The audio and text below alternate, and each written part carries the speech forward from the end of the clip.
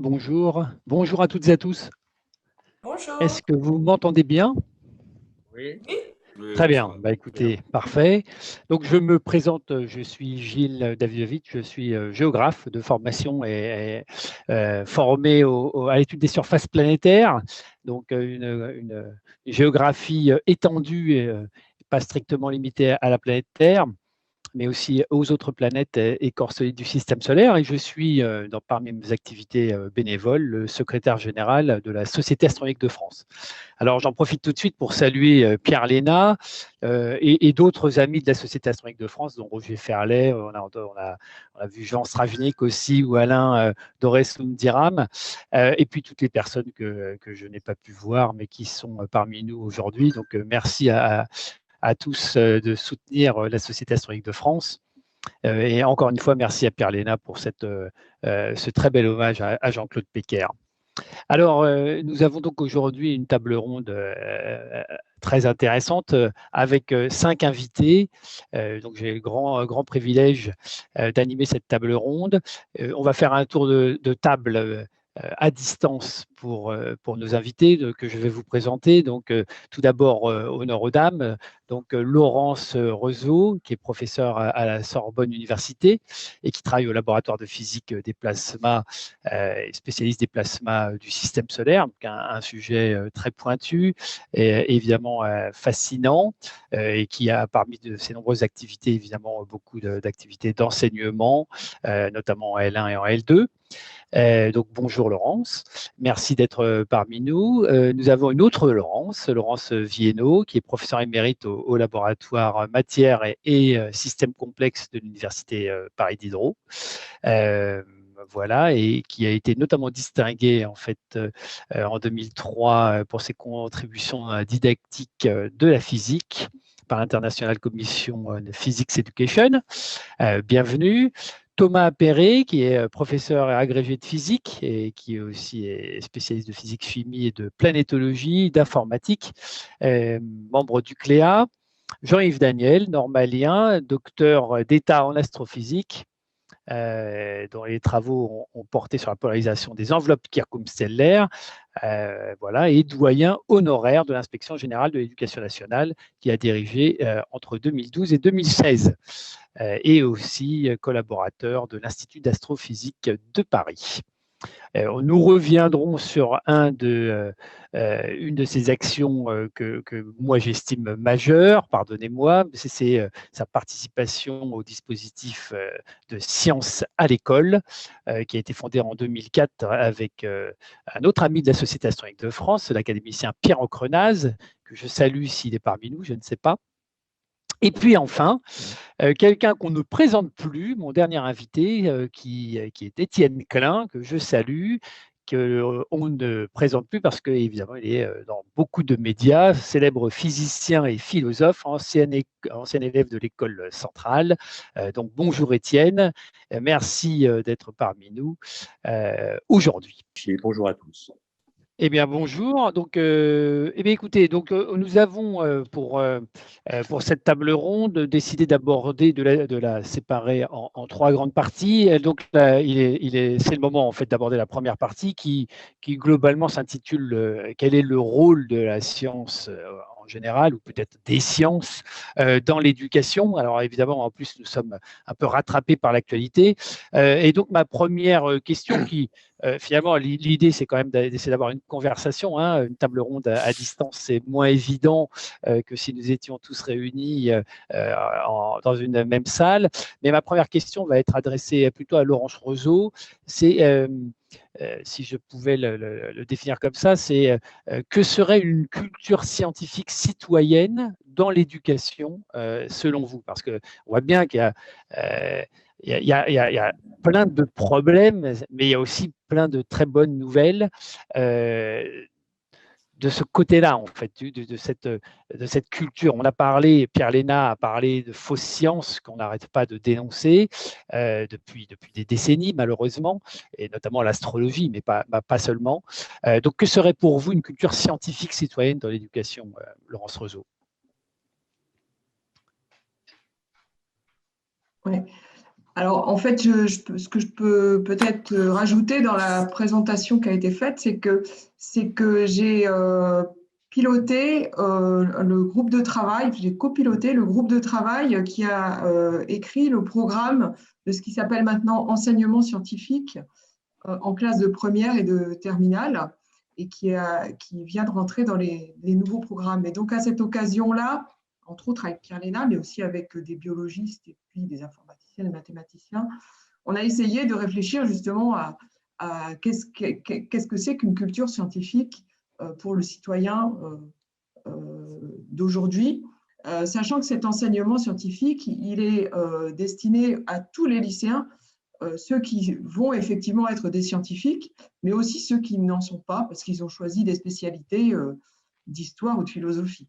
Donc, alors pourquoi est-ce que c'est important d'avoir une culture scientifique?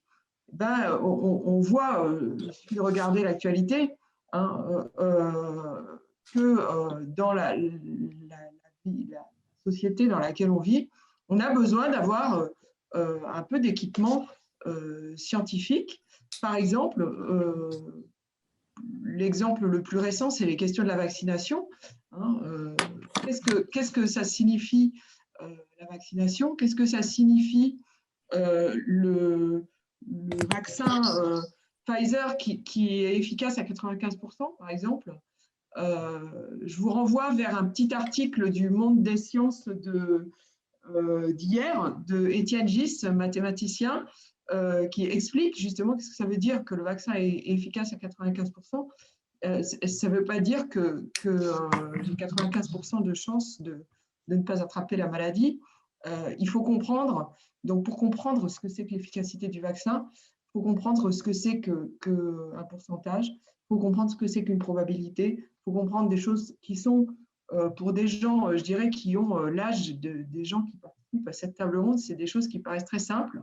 Mais en fait, si on se place maintenant vis-à-vis de jeunes qui sont par exemple en L1 en sciences, parce que c'est ce que j'ai comme étudiant, bah, c'est plus du tout des questions simples. La notion de pourcentage, c'est pas acquis par tout bachelier, même scientifique. Les notions de probabilité, c'est pas acquis non plus. Donc, il y a besoin de former absolument pour avoir cette culture. C'est ce qu'on a essayé de faire en écrivant le programme d'enseignement scientifique. Alors, il est trop tôt pour dire si ça remplit cet objectif, évidemment.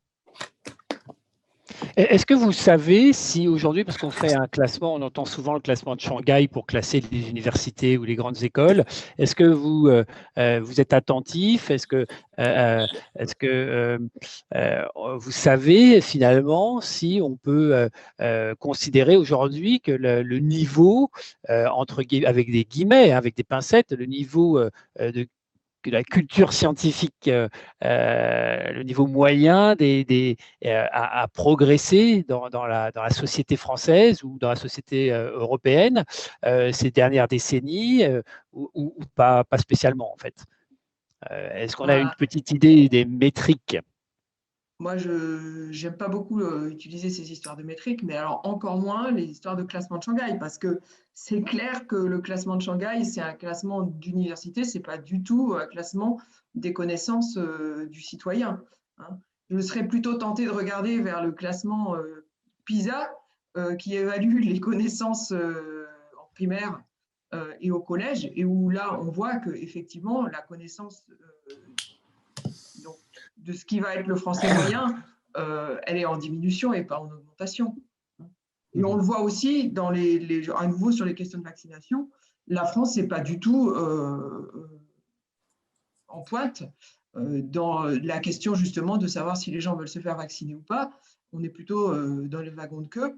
Et là aussi, ça montre plutôt une régression des connaissances scientifiques qu'une progression dans le bon sens. On voit que les Allemands, par exemple, n'ont pas du tout les débats qu'on a à l'heure actuelle sur la pertinence de se faire vacciner. Ce débat sur la pertinence de se faire vacciner, il est ahurissant pour un scientifique moyen, on va dire. Alors, j'ai du mal à comprendre. Étienne Klein, peut-être une question pour vous aussi, parce que, enfin, mais à nouveau, hein, je vais pas. L'idée, c'est que tout le monde prenne la balle au bon. Euh, sans atteindre tout de suite, puisqu'on a commencé il y a une dizaine de minutes, le point Godwin de toute discussion sur Internet, euh, on comprend mal pourquoi, depuis quelques années, en fait, effectivement, euh, c'est très difficile de débunker, donc de lutter contre les fake news qui prolifèrent, dans tous les sens d'ailleurs. Il y a les platistes d'un côté. Laurence Rousseau parlait des anti-vaccins à l'instant de l'autre. Il y a les anti-darwinistes. Enfin, on a l'impression qu'il y a finalement comme ça, dans ce début de 21e siècle, bien entamé quand même, parce qu'on est en 2021, donc bien entamé, eh bien une vague obscurantiste qui revient, qui percole, qui diffuse, qui infuse. Encore une fois, l'actualité nous rattrape malheureusement cette nuit. Et je parlais du point Godwin parce que voilà, des choses épouvantables sont arrivées au XXe siècle et sont nées en Allemagne, par exemple, qui était probablement le pays le plus avancé, le plus éclairé de son époque dans le monde. Et du coup, voilà, comment se fait-il, selon vous, alors j'en appelle aux physiciens et aux philosophes, que l'on soit à nouveau face à ce genre de choses. Et évidemment, quel est le rôle de l'éducation dans le dispositif pour lutter contre cela? Oui, bonjour à toutes. Merci pour votre invitation qui m'honore d'autant plus que je ne suis pas astronome. J'ai eu plaisir à voir Pierre Léna, que je salue et à qui je souhaite une bonne année comme à tout le monde. Alors d'abord, je voulais réagir à propos de la vaccination. Il ne faut pas confondre deux choses qui sont la connaissance et la confiance. Je veux dire, les Français, semble-t-il, d'après les sondages, ont peu confiance dans la vaccination. Ça ne veut pas dire qu'ils aient moins ou plus de connaissances. Ce qui a été perdu dans cette affaire, c'est la confiance dans l'efficacité, la non-dangerosité des vaccins.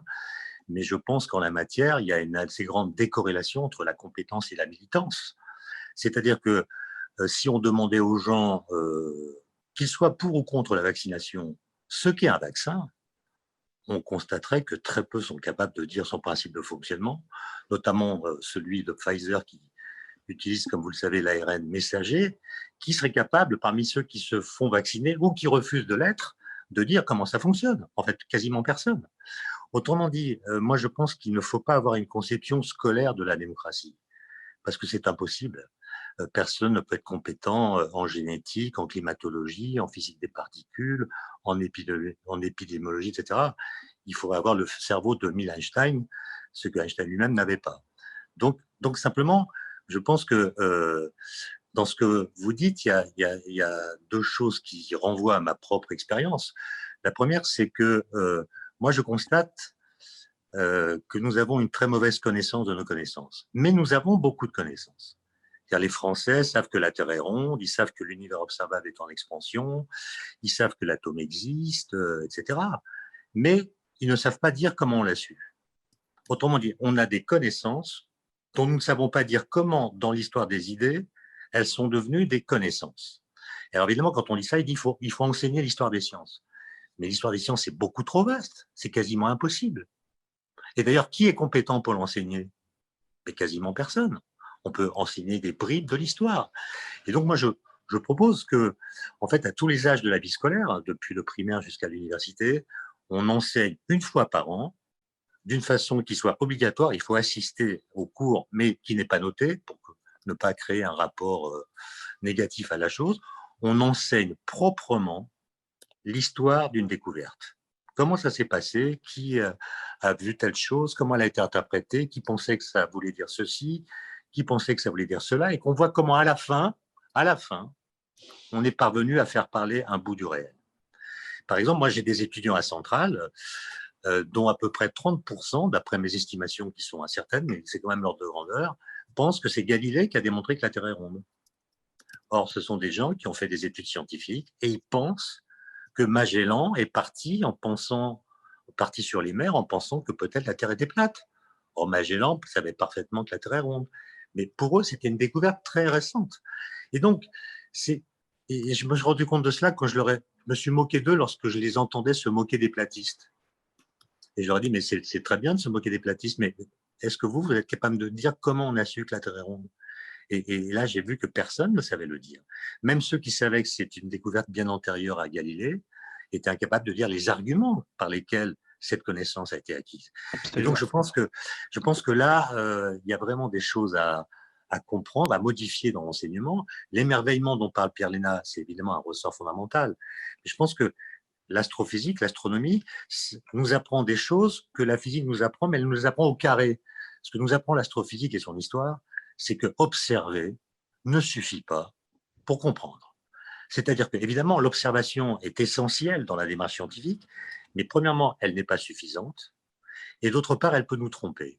Et c'est ça qui devient intéressant, puisque du coup, l'astronomie, la physique, nous oblige à penser contre notre cerveau, comme disait Bachelard. C'est-à-dire à mettre des énoncés qui choquent nos préjugés, notre intuition, et même ce que notre intelligence nous avait présenté comme étant absolument certain.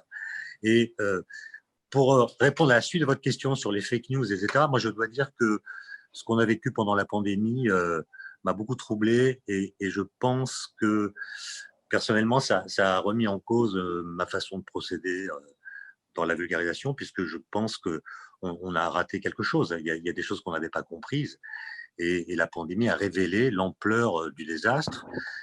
Personnellement, j'ai pensé, et d'ailleurs c'est par des discussions avec Pierre Léna, Michel Serres et d'autres, que pour enseigner à un public le plus vaste possible un problème scientifique, il fallait d'abord le travailler en profondeur.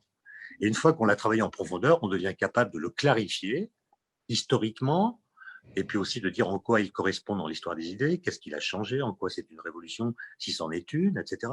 Et une fois qu'on a été capable d'approfondir cette question, alors on la clarifie, on devient capable de l'expliquer à toutes sortes de publics, à des enfants, à des adultes, formés, pas formés, etc.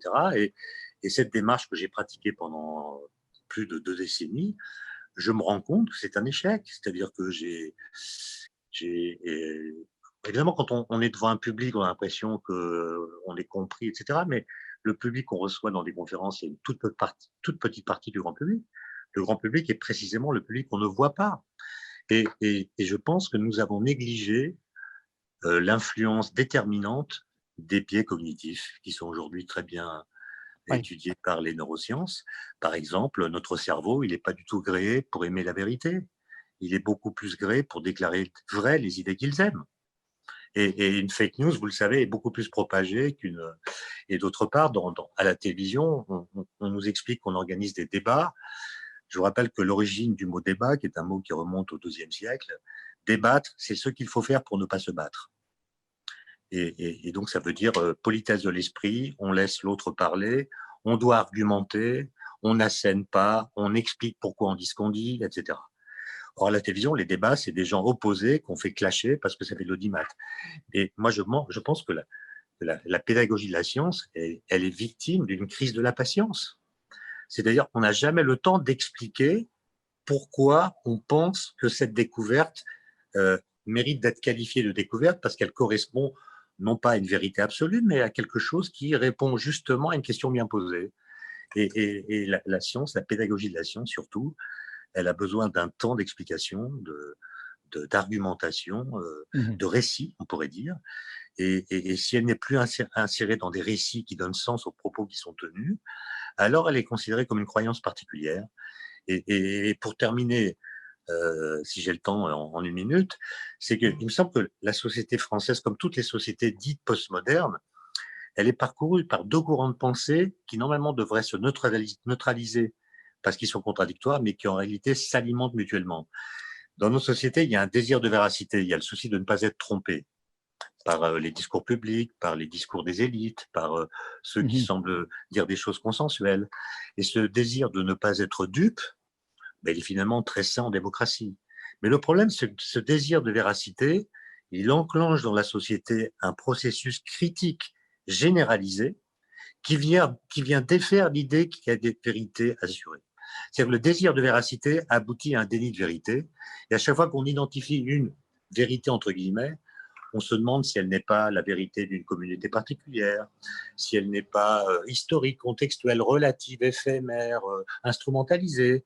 Et du coup, l'idée même de vérité est en train de s'effondrer. Et ce qui s'est passé aux États-Unis, je ne parle pas simplement des incidents d'hier soir, mais d'une façon générale pendant les 4 ans qui viennent de s'écouler, montre que l'idée de vérité a besoin d'être absolument débarrassée d'un relativisme absolu qui la secondarise et même permet de l'ignorer complètement. Alors, ça conduit finalement à mieux expliquer peut-être la démarche scientifique d'une façon générale, la réflexion en recherche. Et ça, Laurence Viennot, j'ai parcouru votre site internet sur le raisonnement commun, notamment en physique, mais c'est peut-être vrai évidemment, quelle que soit la matière scientifique dont on parle. Cette démarche scientifique, on a l'impression finalement, et peut-être c'est ce que aussi Étienne Klein traduit, que c'est pas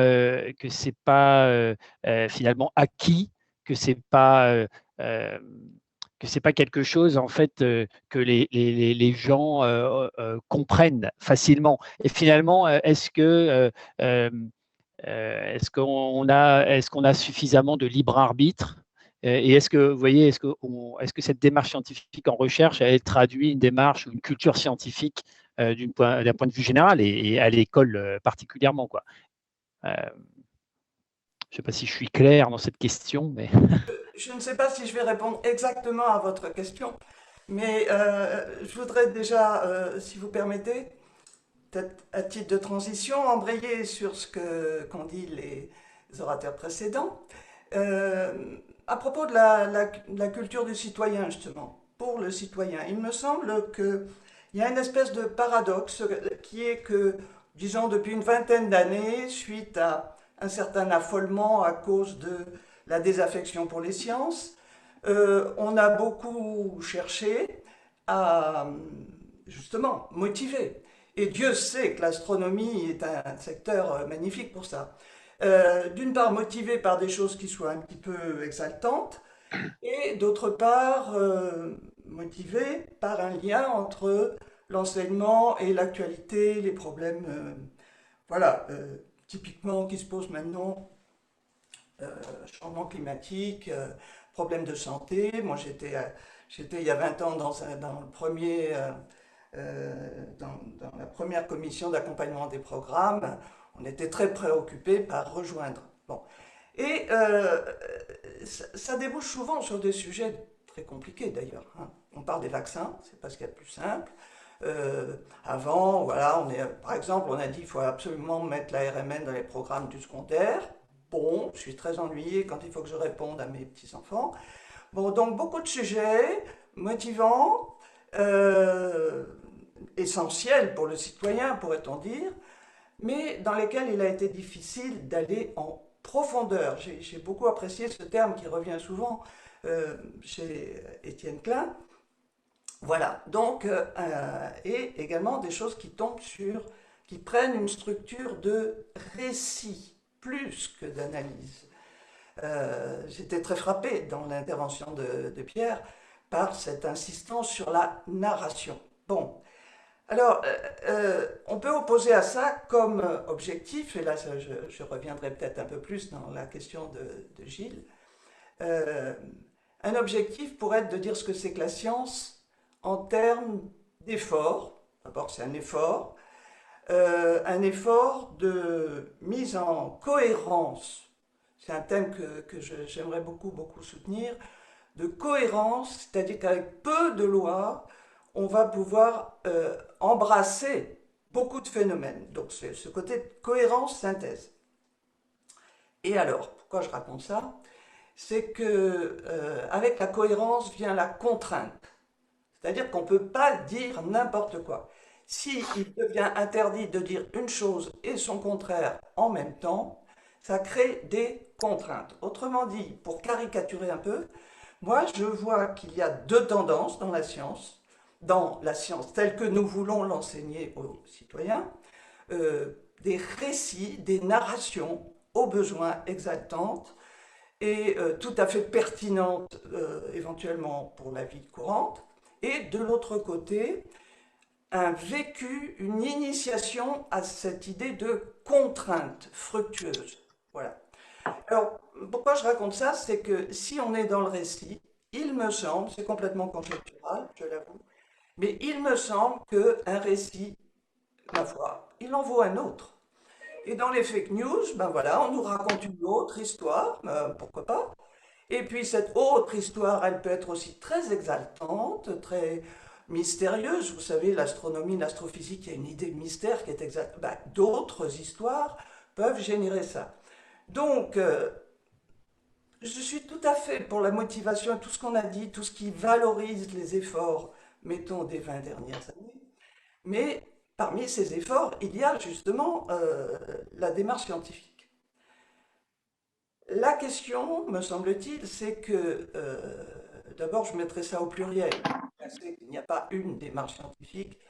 Il y a des choses qui ont été découvertes par hasard, il y a toutes sortes de cas de figure. La démarche scientifique, avec son côté motivant quand on veut initier les enfants, mais également tous les risques de, comment dirais-je, de parodie de démarche scientifique. Parce que il ne suffit pas d'observer, comme vient de le dire Étienne Klein, ni même de se poser une question. Le drame de la démarche scientifique, c'est que parmi les risques, il y a de laisser des variables sous le tapis. Hein, par exemple, on va dire, démonstration à l'appui, bah, pour flotter, il faut être moins dense que l'eau. Bon, alors on peut faire des très jolies petites manips, on pose le problème, hypothèse, manip, etc. Et finalement, voilà. Alors, pour que les démarches scientifiques deviennent également vraiment contraignantes, qu'on n'oublie pas des variables, ça me semble un effort qui est personnellement essentiel pour aller vers plus de sentiments que la science va avec des contraintes, et d'ailleurs qu'elles sont fructueuses. Je ne veux pas être uniquement rabat-joie, on pourrait dire que c'est une intervention très rabat-joie. Il me semble qu'il y a véritablement un effort à faire pour avancer vers plus de profondeur et se développer ce sentiment qu'on ne peut pas dire n'importe quoi, que la science pose des contraintes. Et il y a des efforts magnifiques dans ce sens-là. Moi, je pense au Cléa, je suis très, très admirative, parce qu'on n'a pas juste des jolies images hein, dans le Cléa. Voilà. Donc, je ne sais pas si j'ai Absolument. pu amorcer une réponse à Si, votre si, question. tout à fait. Et alors justement, bah, ça donne un peu la transition avec ma question à Thomas Appéré, pour le coup, justement, qui peut faire peut-être aussi qui peut nous donner en fait son témoignage sur ces, peut-être sur le rôle en fait, parce que c'est une des questions qui est posée, puisque j'ai sur mon écran de contrôle les questions aussi qui sont posées parmi nos auditeurs et nos auditrices. Le rôle des réseaux sociaux, d'Internet, en fait, qui intervient malheureusement pas toujours de façon efficace, parce que finalement, bah, ce sont des médias très puissants, donc on y trouve de tout, des choses plutôt positives, mais évidemment, comme l'a rappelé Étienne Klein tout à l'heure, c'est aussi facile d'avoir beaucoup de choses très négatives et très vite, et peut-être même que c'est la grande majorité de ce que l'on y trouve. Est-ce qu'il y a un rôle, peut-être une accélération du fait de cette vague énorme hein, que l'Internet et les réseaux sociaux nous procurent actuellement? Est-ce qu'il y a un constat en fait qui expliquerait ce désengouement pour la science ou cette baisse entre guillemets de connaissances générales qui toucherait plus facilement les jeunes et donc l'école, et l'école, le collège, le lycée, parce que ce sont les premiers, finalement, entre guillemets, les premières victimes, parce que ce sont les plus grands consommateurs de ces réseaux Internet et médias sociaux. Oui, tout à fait. Ce que je pourrais dire, déjà, Madame Viedot et Monsieur Klein ont très bien posé les choses par rapport à ces questions de réseaux sociaux et du récit en fait que proposent les fake news. Ce qu'on peut dire effectivement, c'est que les élèves sont tout le temps hyper connectés. On voit bien en classe, enfin en classe on l'évite, mais dès qu'ils sortent de classe, ils ont leur portable à la main. c'est un peu comme voilà, leur premier ami, en quelque sorte, sur lequel ils vont se connecter en permanence, échanger avec leurs amis, et puis aussi avoir ce flux d'informations gigantesques qui leur arrive. Alors, ce qui est à la fois, évidemment, un privilège qu'on n'avait pas, nous, quand on était jeunes, mais il faut savoir trier ces informations. Et je pense que le rôle des enseignants et des enseignantes, c'est d'apprendre aux élèves à distinguer ce qui va être propre à une opinion personnelle et ce qui est du titre du registre scientifique, en fait. Alors, non pas de la vérité, hein, mais voilà, qu'est-ce que c'est qu'une vérité déjà? On peut l'enseigner aux élèves. Qu'est-ce que la science apporte comme information à ce niveau-là? Mais bien leur montrer qu'ils doivent se forger une opinion par rapport à des connaissances qui ont été démontrées scientifiquement. Donc là, il est important, évidemment, qu'on leur montre ce que c'est que la science, que cette démarche scientifique qu'on met en œuvre. Alors, comme l'a dit Madame Viennot, nos démarches scientifiques ne sont pas les mêmes que celles auxquelles on procède dans la recherche. L'étape de bibliographie, d'état de l'art qu'on mène dans le travail de recherche n'est pas mise en œuvre avec les élèves. On part d'une question, d'un objectif auquel on doit répondre à la fin de la séance. Et à partir de là, on essaie de mener une démarche d'investigation où les élèves vont proposer des questions, vont mener leurs expériences à l'aide du matériel qu'ils souhaitent. Alors là aussi, est-ce qu'on peut leur proposer tout leur matériel? Tout le matériel qu'ils souhaitent, ce n'est pas forcément évident. Et puis, ils vont répondre à la question posée à l'aide de leurs observations.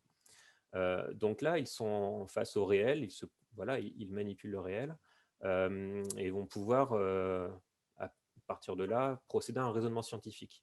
Et donc là, il faut faire le lien avec aussi ces informations qu'ils trouvent sur Internet, où ils ont un récit tout construit qui va dans le sens de ce qu'ils attendent. Là aussi, on voit que dans les réseaux sociaux, il y a même sur YouTube par exemple, des algorithmes qui nous proposent dans la barre de droite des vidéos qui vont dans le sens de celles qu'on a déjà regardées. Donc en fait, l'information qui nous est proposée va véritablement dans le sens de ce qu'on souhaite entendre. C'est un réel problème. Et on a reçu là récemment de la part des inspecteurs de l'Académie de Rennes un document sur science et laïcité que je trouvais très bien fait parce que ça rappelait justement un problème suite l'attentat qui a eu lieu l'année dernière sur un enseignant. De cette fracture en quelque sorte qu'il y a au niveau entre la relation entre certains élèves et certaines familles et puis le corps enseignant et l'éducation nationale où il est difficile d'avoir cette liberté d'expression, cette liberté, disons que on a du mal à séparer ce qui est une opinion de ce qui est démontré scientifiquement. Donc je pense qu'il y a un réel travail à mener du côté des enseignants et des enseignantes pour mettre en évidence ce qui est une fake news. Et on en parle notamment dans l'enseignement scientifique de première avec, par exemple, la forme de la Terre, qui est un chapitre en tant que tel, où on démontre les découvertes d'Ératosthène, par exemple. On peut refaire ça en classe. On a proposé au CLEA des expériences qui peuvent être menées en classe. Qu'on a mené également pendant le confinement, en tout cas dans mon lycée. C'est tout à fait faisable et les élèves apprécient vraiment ces démonstrations parce qu'ils ont ainsi des éléments sous la main pour pouvoir se forger leur opinion, justement. Tout cela démontre quand même que les acquis, finalement, que l'on pensait fondamentaux, ne le sont pas tant que ça, en fait, acquis. Et que finalement, on peut perdre assez vite un certain nombre de connaissances fondamentales, de connaissances de base. Peut-être que Jean-Yves Daniel peut nous éclairer sur ce point-là, en fait. Ce qui peut être finalement assez effrayant de se dire qu'on peut perdre des acquis qui semblaient tellement évidents. Et sur lesquels peut-être faudrait-il insister, alors qu'on les avait peut-être perdus de vue parce qu'ils étaient tellement évidents et tellement acceptés.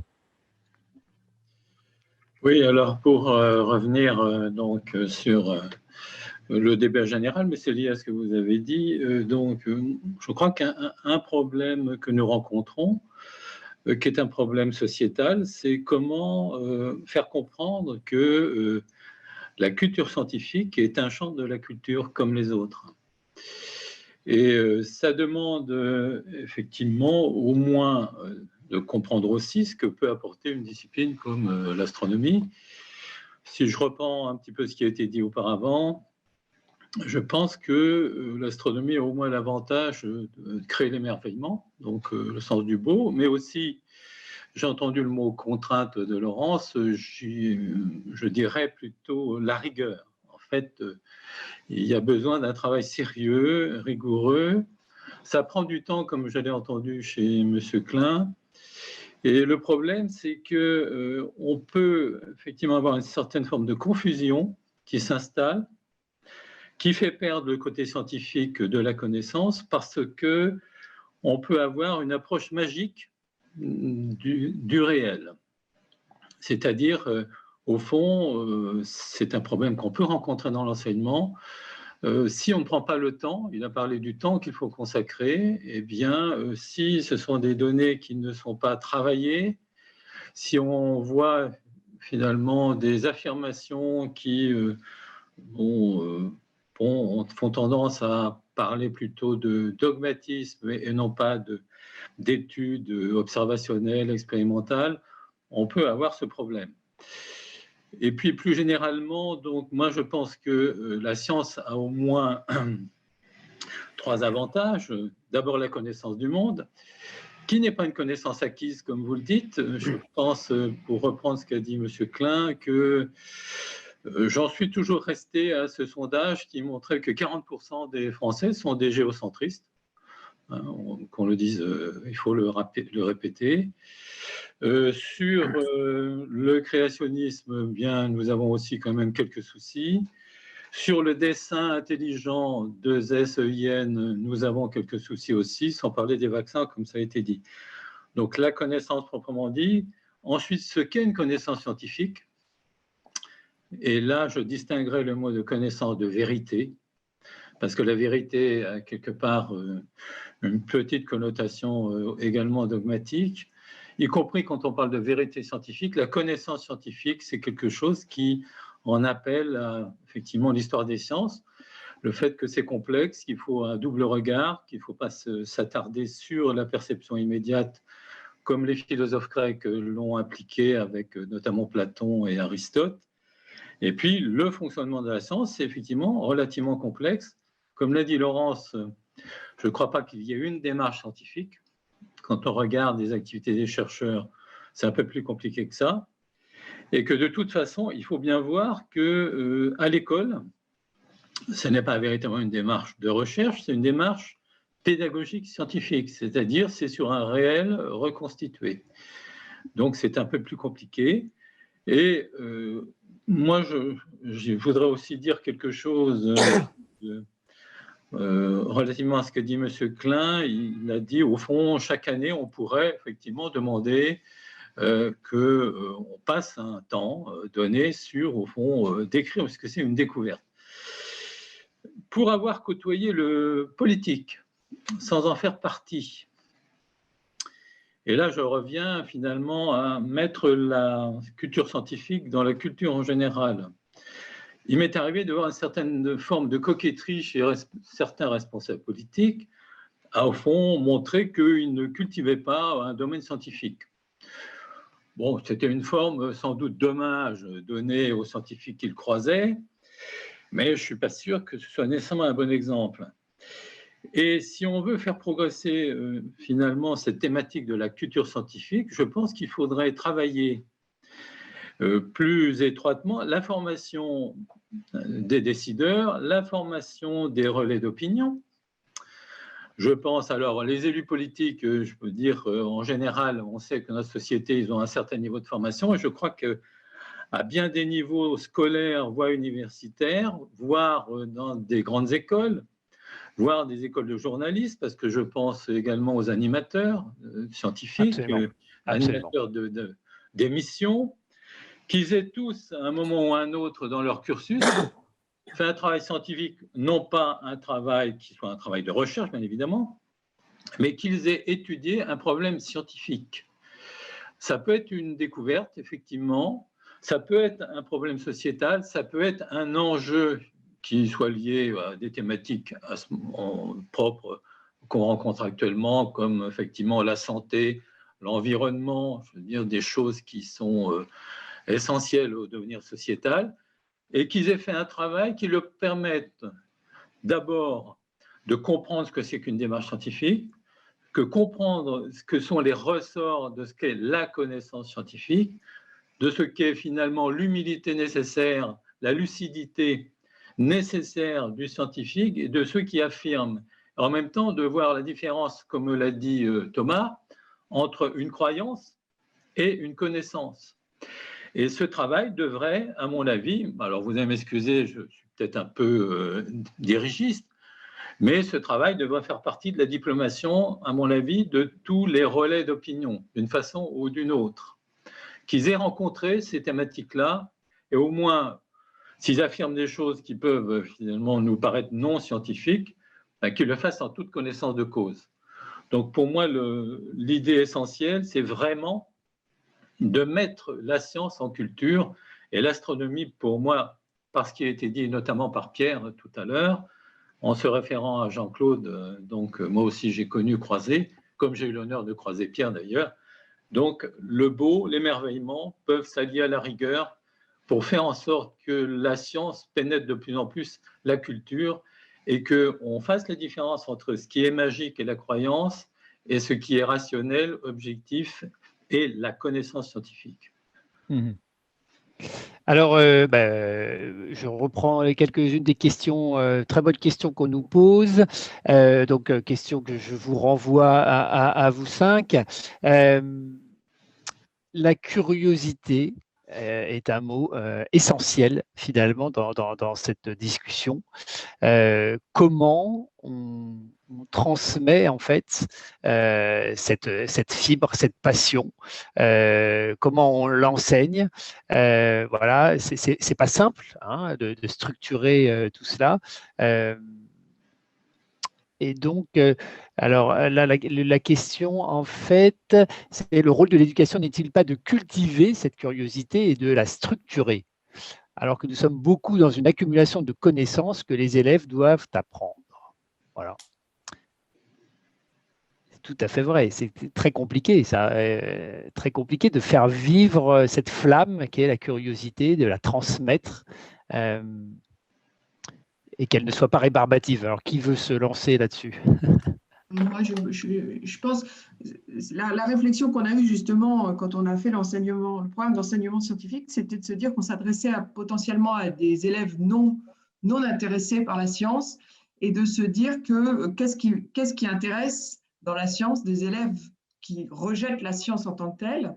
Et on a choisi justement des thèmes auxquels on est confronté dans la réalité de tous les jours. Je vais prendre l'exemple le plus ludique, c'est la musique, par exemple. On a mis dans le programme, on a mis la musique, parce qu'on sait que tous les jeunes se baladent avec des écouteurs dans les oreilles et écoutent de la musique. Et donc, on a essayé de les attraper quelque part par le côté où ils sont sensibles. Bon, c'est aussi pour ça qu'on a mis les problématiques, alors là, c'est un peu plus sérieux, du fonctionnement de la planète et du réchauffement climatique, parce que n'importe qui, quand il allume sa télé ou quand il regarde, il voit parler de ça. Donc on se dit, peut-être ils vont avoir envie d'en savoir plus quand même.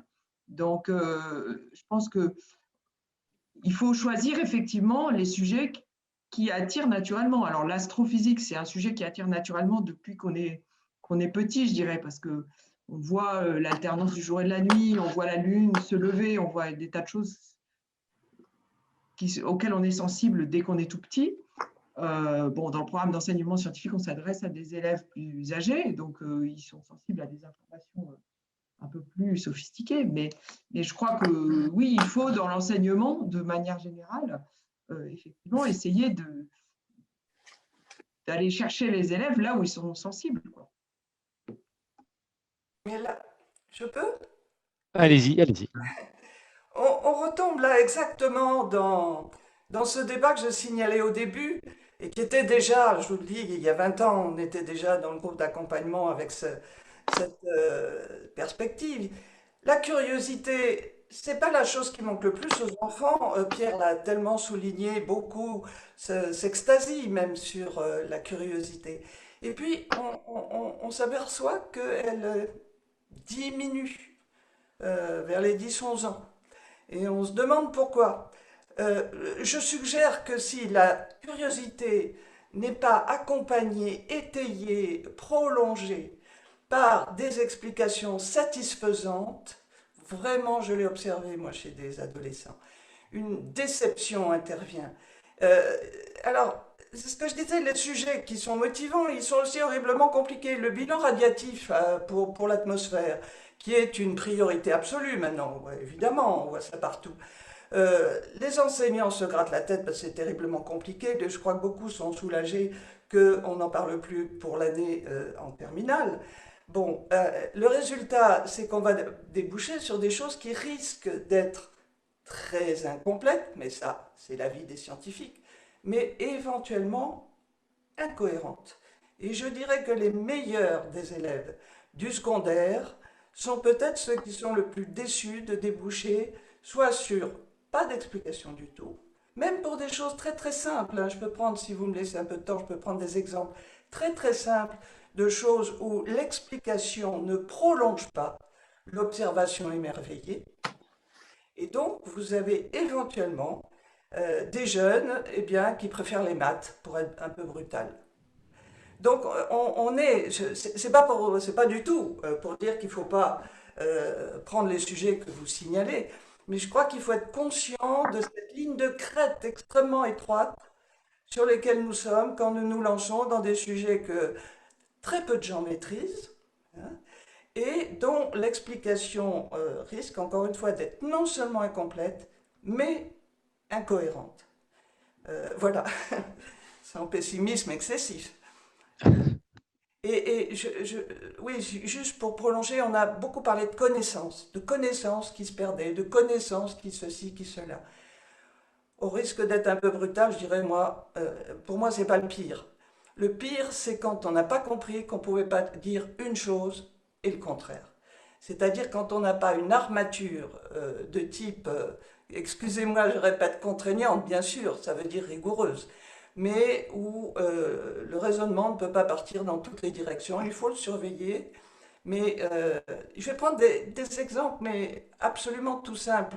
Par exemple, en astronomie, dans des explications vulgarisantes sympathiques, on a pu lire ou entendre que les neutrinos n'interagissent pas avec la matière, ou que le fond commun le diffus cosmologique n'interagit plus avec la matière depuis 380 000 ans après le Big Bang.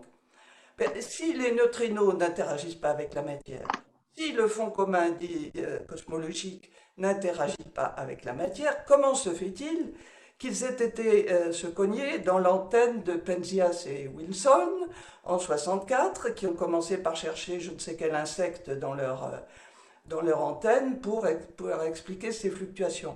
Bon, alors on peut dire je cherche la petite bête, mais je crois qu'il faudrait être extrêmement attentif à former à la base avec des choses mais véritablement très simples. Je prends un autre exemple. On parle de la matière noire. On parle de la matière noire, ben le noir c'est quelque chose qui absorbe. Précisément, la matière noire n'absorbe pas. J'ai été ébloui par la suggestion de Françoise Combe, il n'y a pas très longtemps, de dire qu'il faudrait appeler ça la matière transparente. Et tous les astrophysiciens que j'ai vus depuis me disent, mais oui, bien sûr. Bon, si vous voulez, on tombe avec ces métaphores pas très réfléchies ou des incomplétudes sur une espèce de physique parcellisée, même pour des choses aussi simples que ce que je viens de vous dire. Donc il me semble, moi, qu'à la base, même au-delà des connaissances, ou plutôt en dessous des connaissances, comme sous-bassement, cette éducation à un raisonnement voilà, qui ne s'autorise pas n'importe quoi, très basique. Hein. Voilà, moi je plaide pour ça. Merci. Alors, j'ai une autre question. Étant enseignant en école primaire, malheureusement, il est souvent difficile de traiter l'ensemble des points du programme en sciences en adoptant une démarche scientifique rigoureuse et approfondie. Ne faudrait-il pas alléger les programmes pour avoir le temps de traiter les points de culture scientifique en profondeur plutôt que de traiter beaucoup de choses, mais de manière trop superficielle? Moi, je veux bien parler, si vous voulez. Allô? Bien sûr, bien sûr, bien sûr. Allô? C'est moi qui Allez-y. parle? Oui, oui, tout à fait. Oui, merci. Je ne veux pas couper la parole de quiconque, mais il y a beaucoup de choses qui sont dites là. Moi, je pense qu'en effet, la curiosité, elle est, d'après ce que je peux voir, moi, je ne suis pas du tout spécialisé, mais j'ai l'impression que les jeunes ont une curiosité naturelle, spontanée, qui peut s'émousser avec l'âge, mais qui au départ est assez forte. Et moi, j'insisterais plutôt sur la capacité qu'on pourrait leur donner de se concentrer pour approfondir, on vient d'en parler.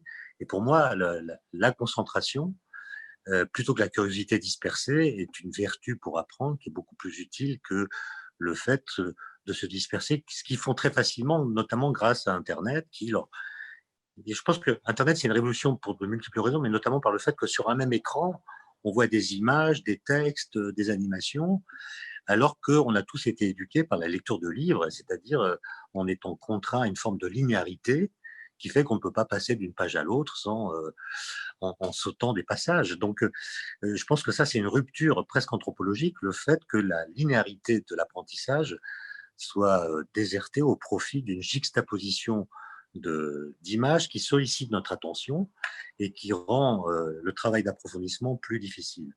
Ensuite, on a parlé de cohérence. Alors, la cohérence, c'est très bien, mais moi, j'observe que les récits complotistes sont très cohérents. C'est-à-dire qu'ils utilisent une espèce d'hyper-rationalité qui va expliquer tout ce qui se passe à partir d'une cause unique qu'on va déployer en millefeuilles argumentatifs, comme on dit. Et pour ceux qui les entendent, ça produit un discours qui fait sens et qui est cohérent et qui même donne du sens à ce qui n'en a pas. Par exemple, en l'occurrence, à la pandémie. On lui trouve un sens. Elle a été désirée, voulue. Le Big Pharma, Bill Gates se sont arrangés pour produire les événements auxquels nous assistons. Et donc, la cohérence ne suffit pas. On a ajouté la notion de contrainte, évidemment, qui est essentielle. Mais je pense que, s'agissant de la curiosité, ou de l'intérêt, plutôt de l'intérêt, pour moi, il y a deux moteurs. Il y a la beauté, l'émerveillement dont a parlé Pierre Léna, mais il y en a un autre. Excusez-moi, j'habite près d'un hôpital, il y a des ambulances qui passent et ça montre que l'épidémie est en train de s'activer, je pense, parce qu'il y en a plus que d'habitude. Il y a donc l'émerveillement par la beauté, le sentiment de beauté que Pierre Léna a magnifiquement commenté, mais il y en a un autre que je trouve très efficace à mon petit niveau, qui est celui du paradoxe. C'est-à-dire mettre en scène dans l'enseignement des paradoxes, en disant aux élèves, bah voilà, vous pensez ceci, et vous allez dans le sens de leur pensée, et puis vous boutez sur un paradoxe. Et une fois qu'ils ont pris conscience que leur pensée est en quelque sorte en faillite, alors ils sont prêts à réactiver l'intellect, parce que je pense que le paradoxe est vraiment le moteur, le combustible et le moteur de l'intellect à la fois. Par exemple, c'est l'expérience que je fais même avec des élèves ingénieurs, qui normalement devraient pouvoir répondre facilement. Je leur donne, c'est un truc bien connu, mais je leur donne un glaçon, pardon, je leur donne un bout de bois, un morceau de métal ou de marbre, je leur demande de mettre la main sur l'un et l'autre et de me dire lequel est le plus froid. Ils me disent tous le morceau de marbre. Ensuite, je sors deux glaçons, j'en mets un sur le morceau de bois, un sur le morceau de marbre, et je leur dis lequel va fondre le plus vite. Ils répondent tous le morceau de bois, celui qui est sur le morceau de bois parce qu'il est plus chaud. Et l'expérience montre que c'est celui qui est sur le marbre qui fond beaucoup plus vite que sur le morceau de bois. Et même s'ils connaissent l'équation de Fourier, la physique de la chaleur, etc., ils se sont trompés. Et à ce moment-là, ils se concentrent. Ils veulent comprendre. Et donc, je pense que la surprise, le paradoxe, sont des moteurs qui ne sont pas assez utilisés dans l'éducation nationale. Quand j'étais élève, ça a peut-être changé depuis, mais le professeur de physique nous enseignait les lois physiques comme si elles étaient, comme si elles relevaient du sens physique, c'est-à-dire comme si elles étaient évidentes.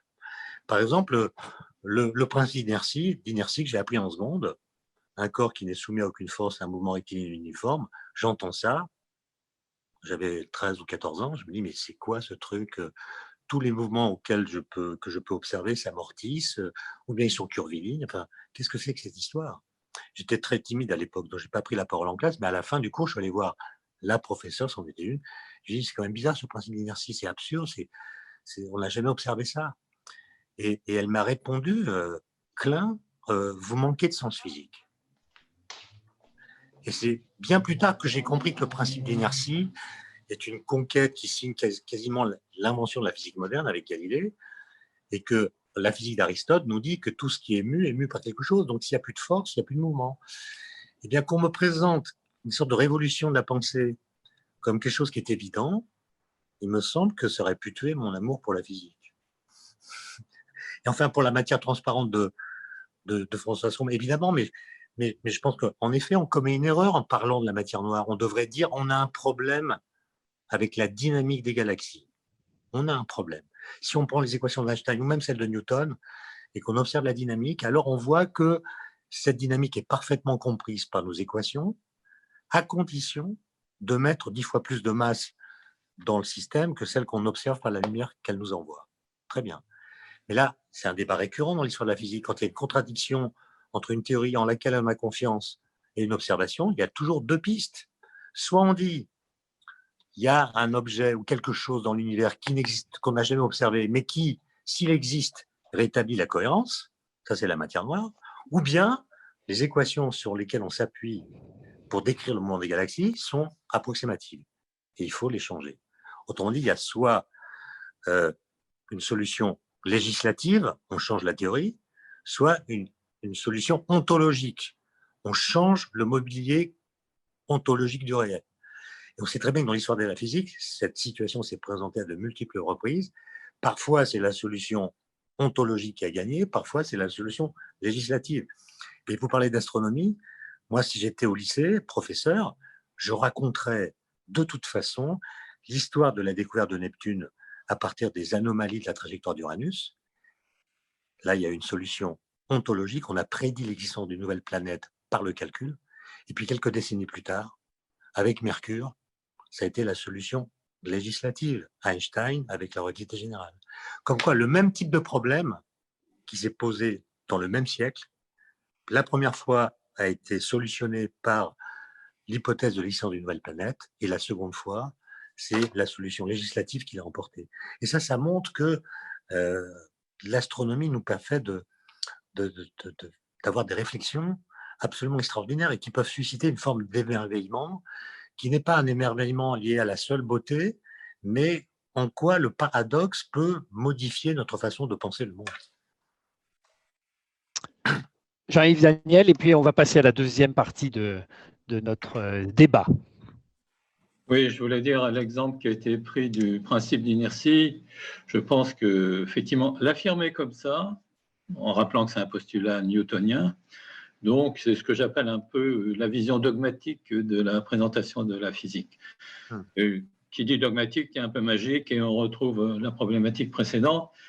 Et si donc on veut bien comprendre que de ce point de vue-là, l'histoire des sciences est absolument éclairante. C'est-à-dire que quand on voit la succession de représentations, ça c'est vraiment l'histoire des sciences. C'est pas comme les mathématiques où on empile effectivement des choses qui restent véridiques à leur niveau. Là, on a des bouleversements de paradigme. Et ce qui est intéressant, c'est de voir finalement comment de grands esprits comme les philosophes grecs ont pu se tromper à ce point. Et c'est le côté paradoxal finalement de la science, c'est que on voit effectivement qu'il faut dépasser un certain nombre de choses pour arriver à une connaissance scientifique plus réaliste, plus avérée. Ça, c'est la première chose. Donc, l'histoire des sciences. La deuxième chose, je pense que la connaissance ne retombe pas, c'est la réappropriation par l'élève. C'est-à-dire qu'il faut que quelque part, il puisse s'investir, lui ou en équipe, donc sur des thématiques. Donc, il se souviendra nécessairement, parce que ça fait partie d'un travail personnel ou en équipe, qu'il a présenté. Et là, je fais état de toutes les thématiques de projets interdisciplinaires qui partaient, comme certains le savent ici, des IDD, des TPE, des TIPE. Actuellement, c'est les EPI, n'est-ce pas, Laurent, je crois, au collège. Bon, quel est le statut du projet ? Quel est le statut finalement de l'interstice dans le système éducatif ? Bon, moi, je suis soumis, comme je vous l'ai dit, Gilles, un petit devoir de réserve compte tenu de mes anciennes fonctions.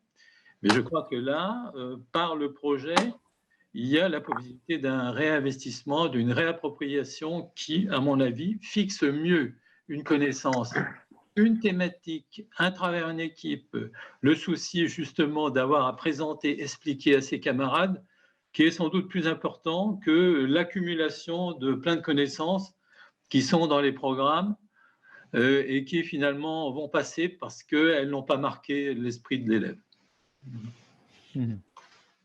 Très bien. Bah, écoutez, il est temps de passer à la deuxième partie de notre débat du jour, qu'on a intitulé « Quelle est la place de l'astronomie par rapport à ce rôle de la science ?» Donc, plus spécifiquement, effectivement, parmi les sciences, l'astronomie. Alors moi, j'ai un peu le biais de Camille Flammarion et de la Société astronomique de France, vous m'en pardonnerez. J'ai un peu souvent tendance à dire que l'astronomie est la mère de toutes les sciences. Ce avec quoi on pourrait effectivement débattre longtemps. Alors peut-être la question à vous, Jean-Yves, à nouveau, c'est de quelle astronomie parle-t-on à l'école?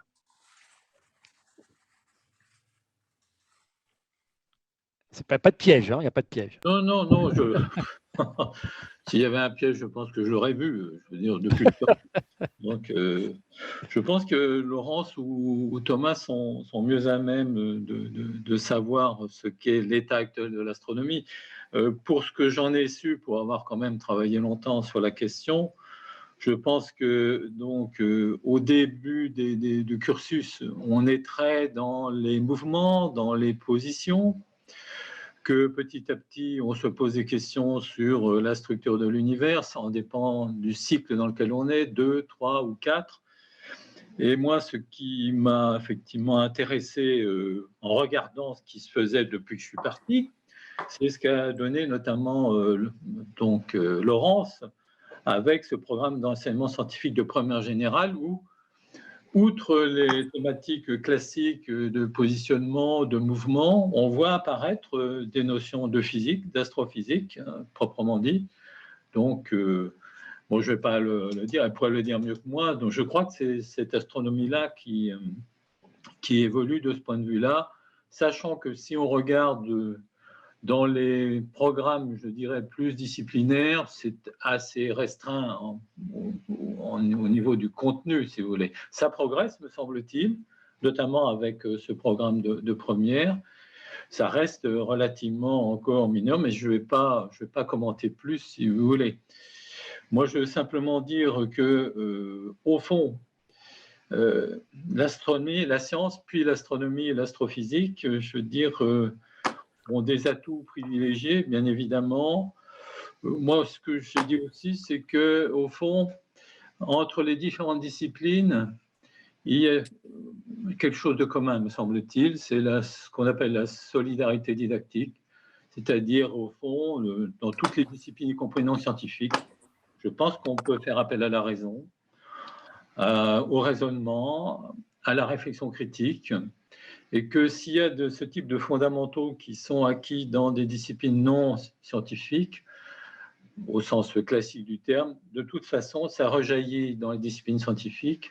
Et inversement, ce qui est acquis en termes de fondamentaux de l'esprit dans les disciplines scientifiques peut également servir donc dans les disciplines qui sont dites humanistes. Sur de quelle discipline on parle, si vous voulez, avant que je parle d'astro à l'école ou de sciences à l'école, je préférerais que mes collègues qui sont encore au contact, je dirais, de l'enseignement qui se fait actuellement, même s'ils sont enseignants-chercheurs, mais je pense qu'ils ont une idée évidemment avérée comme formateurs et puis comme auteurs de programmes, qu'ils émettent finalement un point de vue plus éclairé pour l'instant par rapport à celui d'un retraité. Alors, Laurence et Thomas? En fait, je dirais que dans ce programme de première et terminale, on a à la fois voulu tenir compte de la science moderne, c'est-à-dire effectivement de l'astrophysique, parlant de l'histoire de l'univers, l'histoire de la Terre, mais on a aussi voulu lutter contre les arguments des platistes, c'est-à-dire qu'on a voulu aussi rester ancré dans les choses complètement de base. C'est pour ça que si vous lisez le programme, par exemple, vous verrez que la notion de sphère, elle est prise sous toutes les coutures. Parce qu'on se dit que si l'élève il a vu la sphère dans différents contextes, il va enfin se convaincre de ce que c'est qu'une sphère que la Terre est une sphère.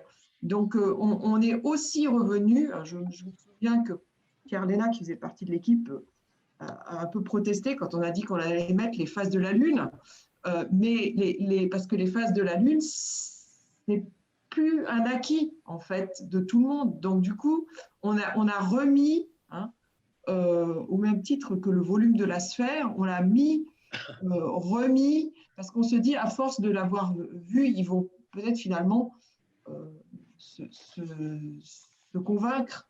Là encore, en ne pensant pas évidemment à ceux qui vont finir en Polytechnique, mais en pensant à ceux qui arrivent en disant la science, c'est pas pour moi, la science, j'y connais rien, de toute façon, les maths, c'est trop dur, etc.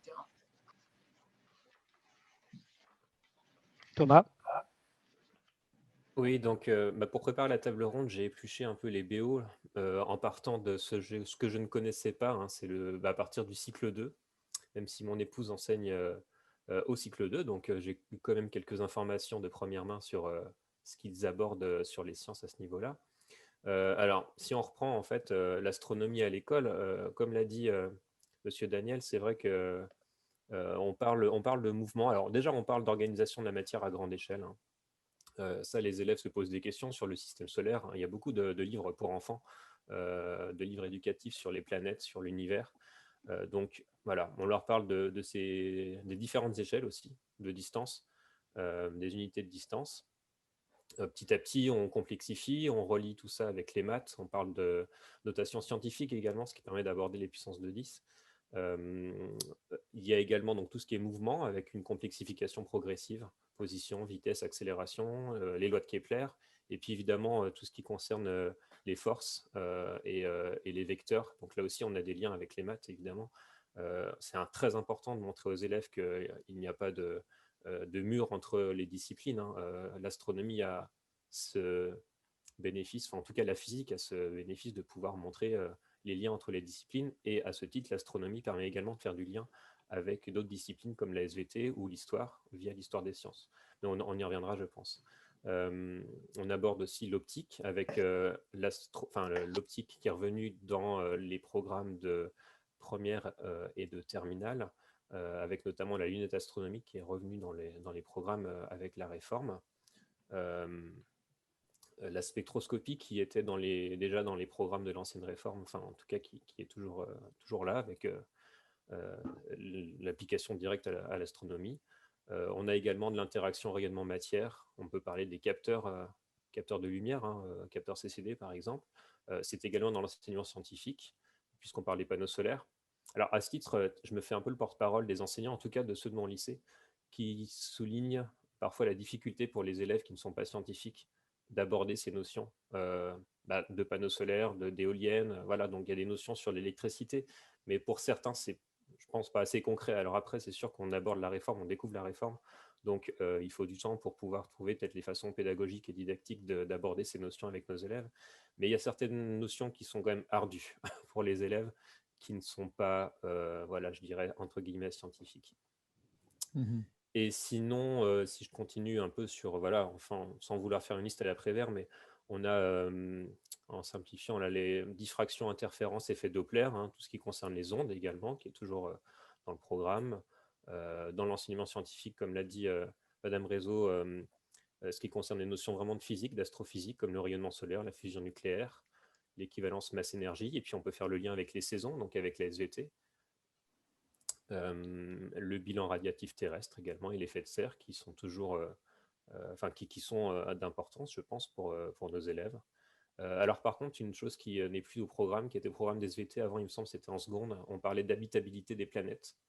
Et on avait toutes ces actualités sur les exoplanètes où on montrait. Alors, moi, je trouvais ça intéressant de voir dans les médias des dessins, des vues d'artistes d'exoplanètes où souvent les élèves pensaient qu'on avait réussi à photographier de près un survol rapproché d'une exoplanète, ce qui est totalement faux. Mais pour les élèves qui n'ont pas ce recul nécessaire, ils ont l'impression qu'on a photographié des centaines de planètes.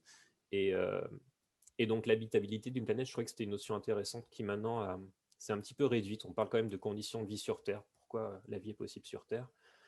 Voilà. Et puis, j'ai oublié les éléments chimiques sur Terre et dans l'univers, qui font le lien avec la chimie également. Et pour finir, ce qui concerne l'histoire des connaissances en astronomie, alors dans les épis, hein, au collège, il est possible de travailler justement sur les langues, les cultures de l'Antiquité et de faire le cheminement des découvertes de ces connaissances scientifiques, notamment sur le géocentrisme, avec Ptolémée, qui, comment est-ce qu'on est passé de ce géocentrisme ensuite à l'héliocentrisme, Ératosthène, évidemment. Voilà, donc il y a vraiment des liens entre les différentes disciplines, et l'astronomie, en fait, on la trouve un peu partout quand on regarde l'évolution des cycles jusqu'au secondaire. Très bien.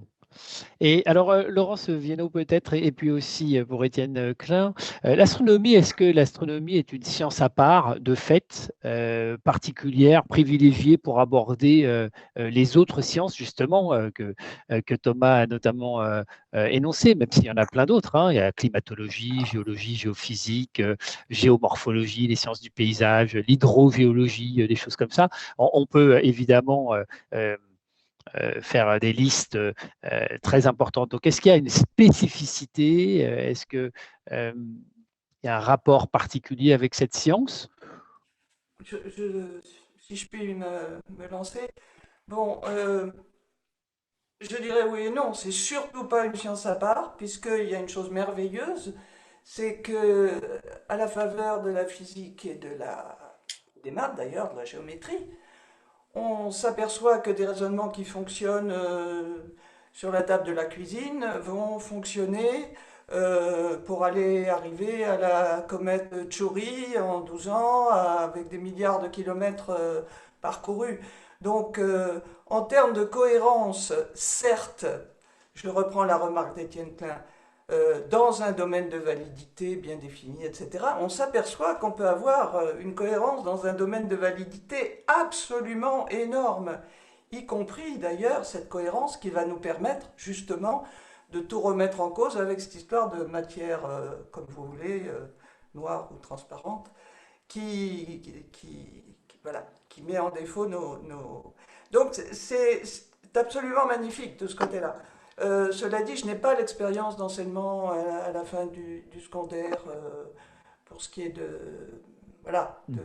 comment ça fonctionne. Je n'ai pas d'expérience ni de recherche personnelle là-dessus. Donc je voudrais être assez modeste.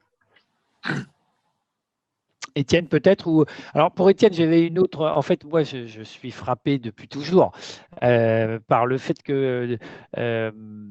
Enfin, depuis toujours. Depuis quelque temps déjà, beaucoup d'astronomes français et d'astrophysiciens, mais pas seulement, sont aussi des philosophes et écrivent et publient.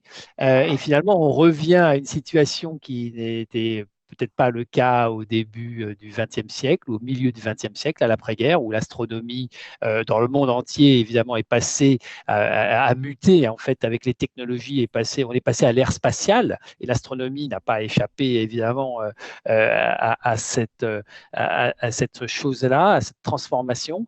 Et finalement, alors je ne sais pas si c'est le cas dans les autres pays du monde, mais la France, évidemment, on enseigne la philosophie à l'école. Et là, je vois un lien, en fait, direct entre le fait que les astronomes et les astrophysiciens publient de plus en plus d'ouvrages pour le grand public sur la philosophie, des traités de philosophie. Donc tout ça, finalement, fait un amalgame tout à fait cohérent à mon sens. Est-ce que qu'est-ce qu'apporte l'astronomie à l'élève sur sa manière d'analyser, de comprendre le monde en complément ou avec la philosophie? Est-ce qu'il y a quelque chose là? D'abord, je voudrais répondre à propos du statut de l'astronomie ou de l'astrophysique très brièvement. C'est qu'évidemment, c'est une science qu'on pourrait dire comme les autres, au sens où elle utilise une méthodologie, le formalisme mathématique, l'observation. Mais elle a ceci quand même de particulier que les objets qui l'intéressent sont des objets sur lesquels on ne peut pas faire directement d'expérience. Et ce qu'il y a de merveilleux, par exemple, c'est le fait qu'on a été capable de comprendre le fonctionnement des étoiles sans jamais faire d'expérience proprement dite sur les étoiles elles-mêmes. Hein. Donc, il y a là quelque chose d'assez merveilleux. Ces objets nous envoient de la lumière et on est capable, à partir de cette information, et grâce à des théories physiques qui s'élaborent sur Terre, grâce à d'autres expériences, en l'occurrence de physique nucléaire, on est capable de comprendre assez bien le fonctionnement des étoiles. Et ça, je trouve que c'est quelque chose incroyable et qui a des implications en effet philosophiques. Alors vous m'avez présenté comme physicien et philosophe, c'est quelque chose que je récuse absolument. Je ne suis pas physicien, je ne suis pas philosophe. Simplement, je travaille entre les deux. C'est-à-dire, on a parlé de cohérence tout à l'heure, c'est vraiment un souci de cohérence qui est né quand j'étais élève en terminale. J'entendais mon professeur de physique parler du temps. Évidemment, il parlait du temps newtonien, du fameux paramètre T qu'on trouve dans les équations de la physique. Et puis, en cours de philosophie, notre professeur nous parlait du temps, chez Kant, chez Heidegger, parfois, je me souviens. Et la question que je me posais, qui était une question parfaitement naïve, était mais est-ce que le physicien, le professeur de physique qui parle du temps, parle de la même chose que le professeur de philosophie? Si la réponse à cette question est non, pourquoi c'est le même mot qu'ils utilisent? Il faudrait donner deux mots différents pour désigner deux choses différentes. Mais s'ils parlent de la même chose, est-ce qu'ils en disent la même chose? La réponse est évidemment non. Le professeur de philosophie ne parlait pas du temps comme en parlait mon professeur de physique. Et donc moi, en tant que simple élève, je me demandais mais à qui je dois faire confiance? Parce que c'est au professeur de physique ou au professeur de philosophie. Et voilà comment une forme de questionnement a germé.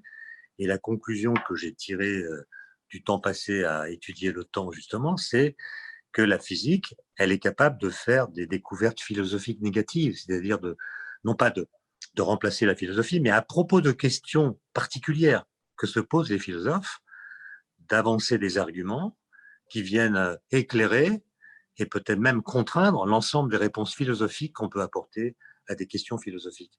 Et c'est ça qui m'a intéressé. Et vous voyez, je pense que là, il y a une sorte d'invitation pour tout le monde à faire un travail sur le vocabulaire. Je pense qu'on ne le fait pas assez. Si les physiciens parlent du temps, c'est simplement parce que Newton, quand il a écrit les Principia, a décidé d'appeler T, la variable qui apparaissait dans ses équations, il l'a appelé le temps. Or, cette variable n'a pas les propriétés qu'on attribue au temps dans le langage courant, ni même dans les systèmes philosophiques. Et donc, toute la question, c'est de savoir pourquoi Newton a appelé temps un paramètre mathématique qui n'avait pas les propriétés qu'on attribue d'ordinaire au temps. C'est un temps qui ne change pas sa façon d'être, le temps au cours du temps, etc. C'est un truc très particulier. Et en fait, ça pose une question de fond, qui est une question de vocabulaire. Et je pense que si de temps en temps, le professeur de physique discutait avec le professeur de philosophie dans la même classe, par exemple de la notion d'atome, en même temps. Voilà, et ça serait très intéressant pour les élèves. Et moi, je me souviens, j'avais proposé ça dans un lycée à Sceaux, à l'époque où j'habitais cette ville, au lycée Lacanal. On met dans la même classe le professeur de philosophie qui parle de l'atome chez Démocrite ou chez Lucrèce, et puis le professeur de physique qui parle de l'atome tel qu'il a été découvert par les physiciens au XXe siècle. Qu'est-ce que ces deux personnes ont à se dire? Et tout le monde était très d'accord pour que cette rencontre ait lieu, mais elle a été finalement annulée parce que ça posait des problèmes statutaires de rémunération des enseignants. Et là, je me suis dit que peut-être la bureaucratie devait un peu reculer pour que ces choses deviennent possibles. Ok. Bon, évidemment, c'est fascinant. On pourrait rester des heures, hein. Malheureusement, le temps passe. Alors, attendez, je vais regarder parce qu'il y a quelques questions, quelques remarques très intéressantes. Moi, je voulais répondre oui, Laurence, sur ce dernier point-là. C'est que justement, nous, quand on a fait le programme d'enseignement scientifique de première et terminale, on a rencontré les groupes de préparation des programmes d'histoire en particulier et de philosophie en incitant justement, en particulier en terminale, les profs de philo à aussi s'approprier ce programme et avoir des discussions avec les collègues. Alors évidemment, nous, on a fait des programmes, ce n'est pas nous qui organisons le travail des profs, et je vois bien dans le chat là qu'il y en a des profs qui se lamentent sur le fait que tout ça, ça prend du temps et du temps de discussion entre collègues et que ce temps n'est pas bien prévu par le système. Bon. Mais nous, on a essayé d'ouvrir quand même ces pistes-là. Alors, dans le chat, certains trouvent des solutions quand même, hein, donc c'est quand même positif. Alors, quelques questions justement, ou remarques. L'astrophysique, et ça c'est une belle remarque, l'astrophysique est aussi une des disciplines physiques qui repousse le moins les filles. Alors ça, c'est une belle remarque d'abord, c'est plaisant à lire, mais c'est aussi un peu inquiétant. Ça trahit que, évidemment, une réalité assez difficile à admettre, il faut bien le dire, c'est que les filles se désintéressent des sciences après le bac, hein, ça c'est les statistiques qui le démontrent, et c'est assez décourageant. Alors on lutte tous contre cet effet, chacun à nos degrés avec nos moyens. Je parle des associations évidemment pour ce qui est de ma part à moi personnelle, mais voilà, ça c'est une remarque. Peut-être que certains ou certaines d'entre vous ont un commentaire par rapport à cela. Au fait que les filles se désintéressent et ne poursuivent pas, malgré leurs meilleurs résultats que les garçons, du reste, dans les premières années. Non, pas de commentaire particulier. Moi, Bon, Je sais. Ouais. Pardon. Laurence, Vas-y, allez-y. Laurence, vas-y. Quelque chose qui n'a aucune valeur scientifique, une remarque personnelle, d'expérience. Autrement dit, ça n'a aucune valeur scientifique. J'ai souvent, souvent, constaté que des filles se détournaient de la physique pour aller vers les maths. C'est-à-dire, c'est pas une question, on dit souvent les filles, oui, elles aiment bien la médecine parce que c'est plus humain, parce que ceci, parce que cela. J'ai souvent vu des filles très sensibles, précisément, à l'argument de cohérence de la chose qui tient bien la route. Et bon, voilà. Mais j'ai aucune statistique pour appuyer ce que je raconte. Et encore, Laurence ? ne parlons pas. Oh, pardon. Moi Oui, non plus, pardon. j'ai pas de statistiques, mais ce que j'ai expérimenté, j'appartiens à l'association Femmes et Sciences et j'interviens quelquefois au collège. Et en fait, mon sentiment, c'est que ça vient de préjugés qui sont acquis extrêmement petits, en fait.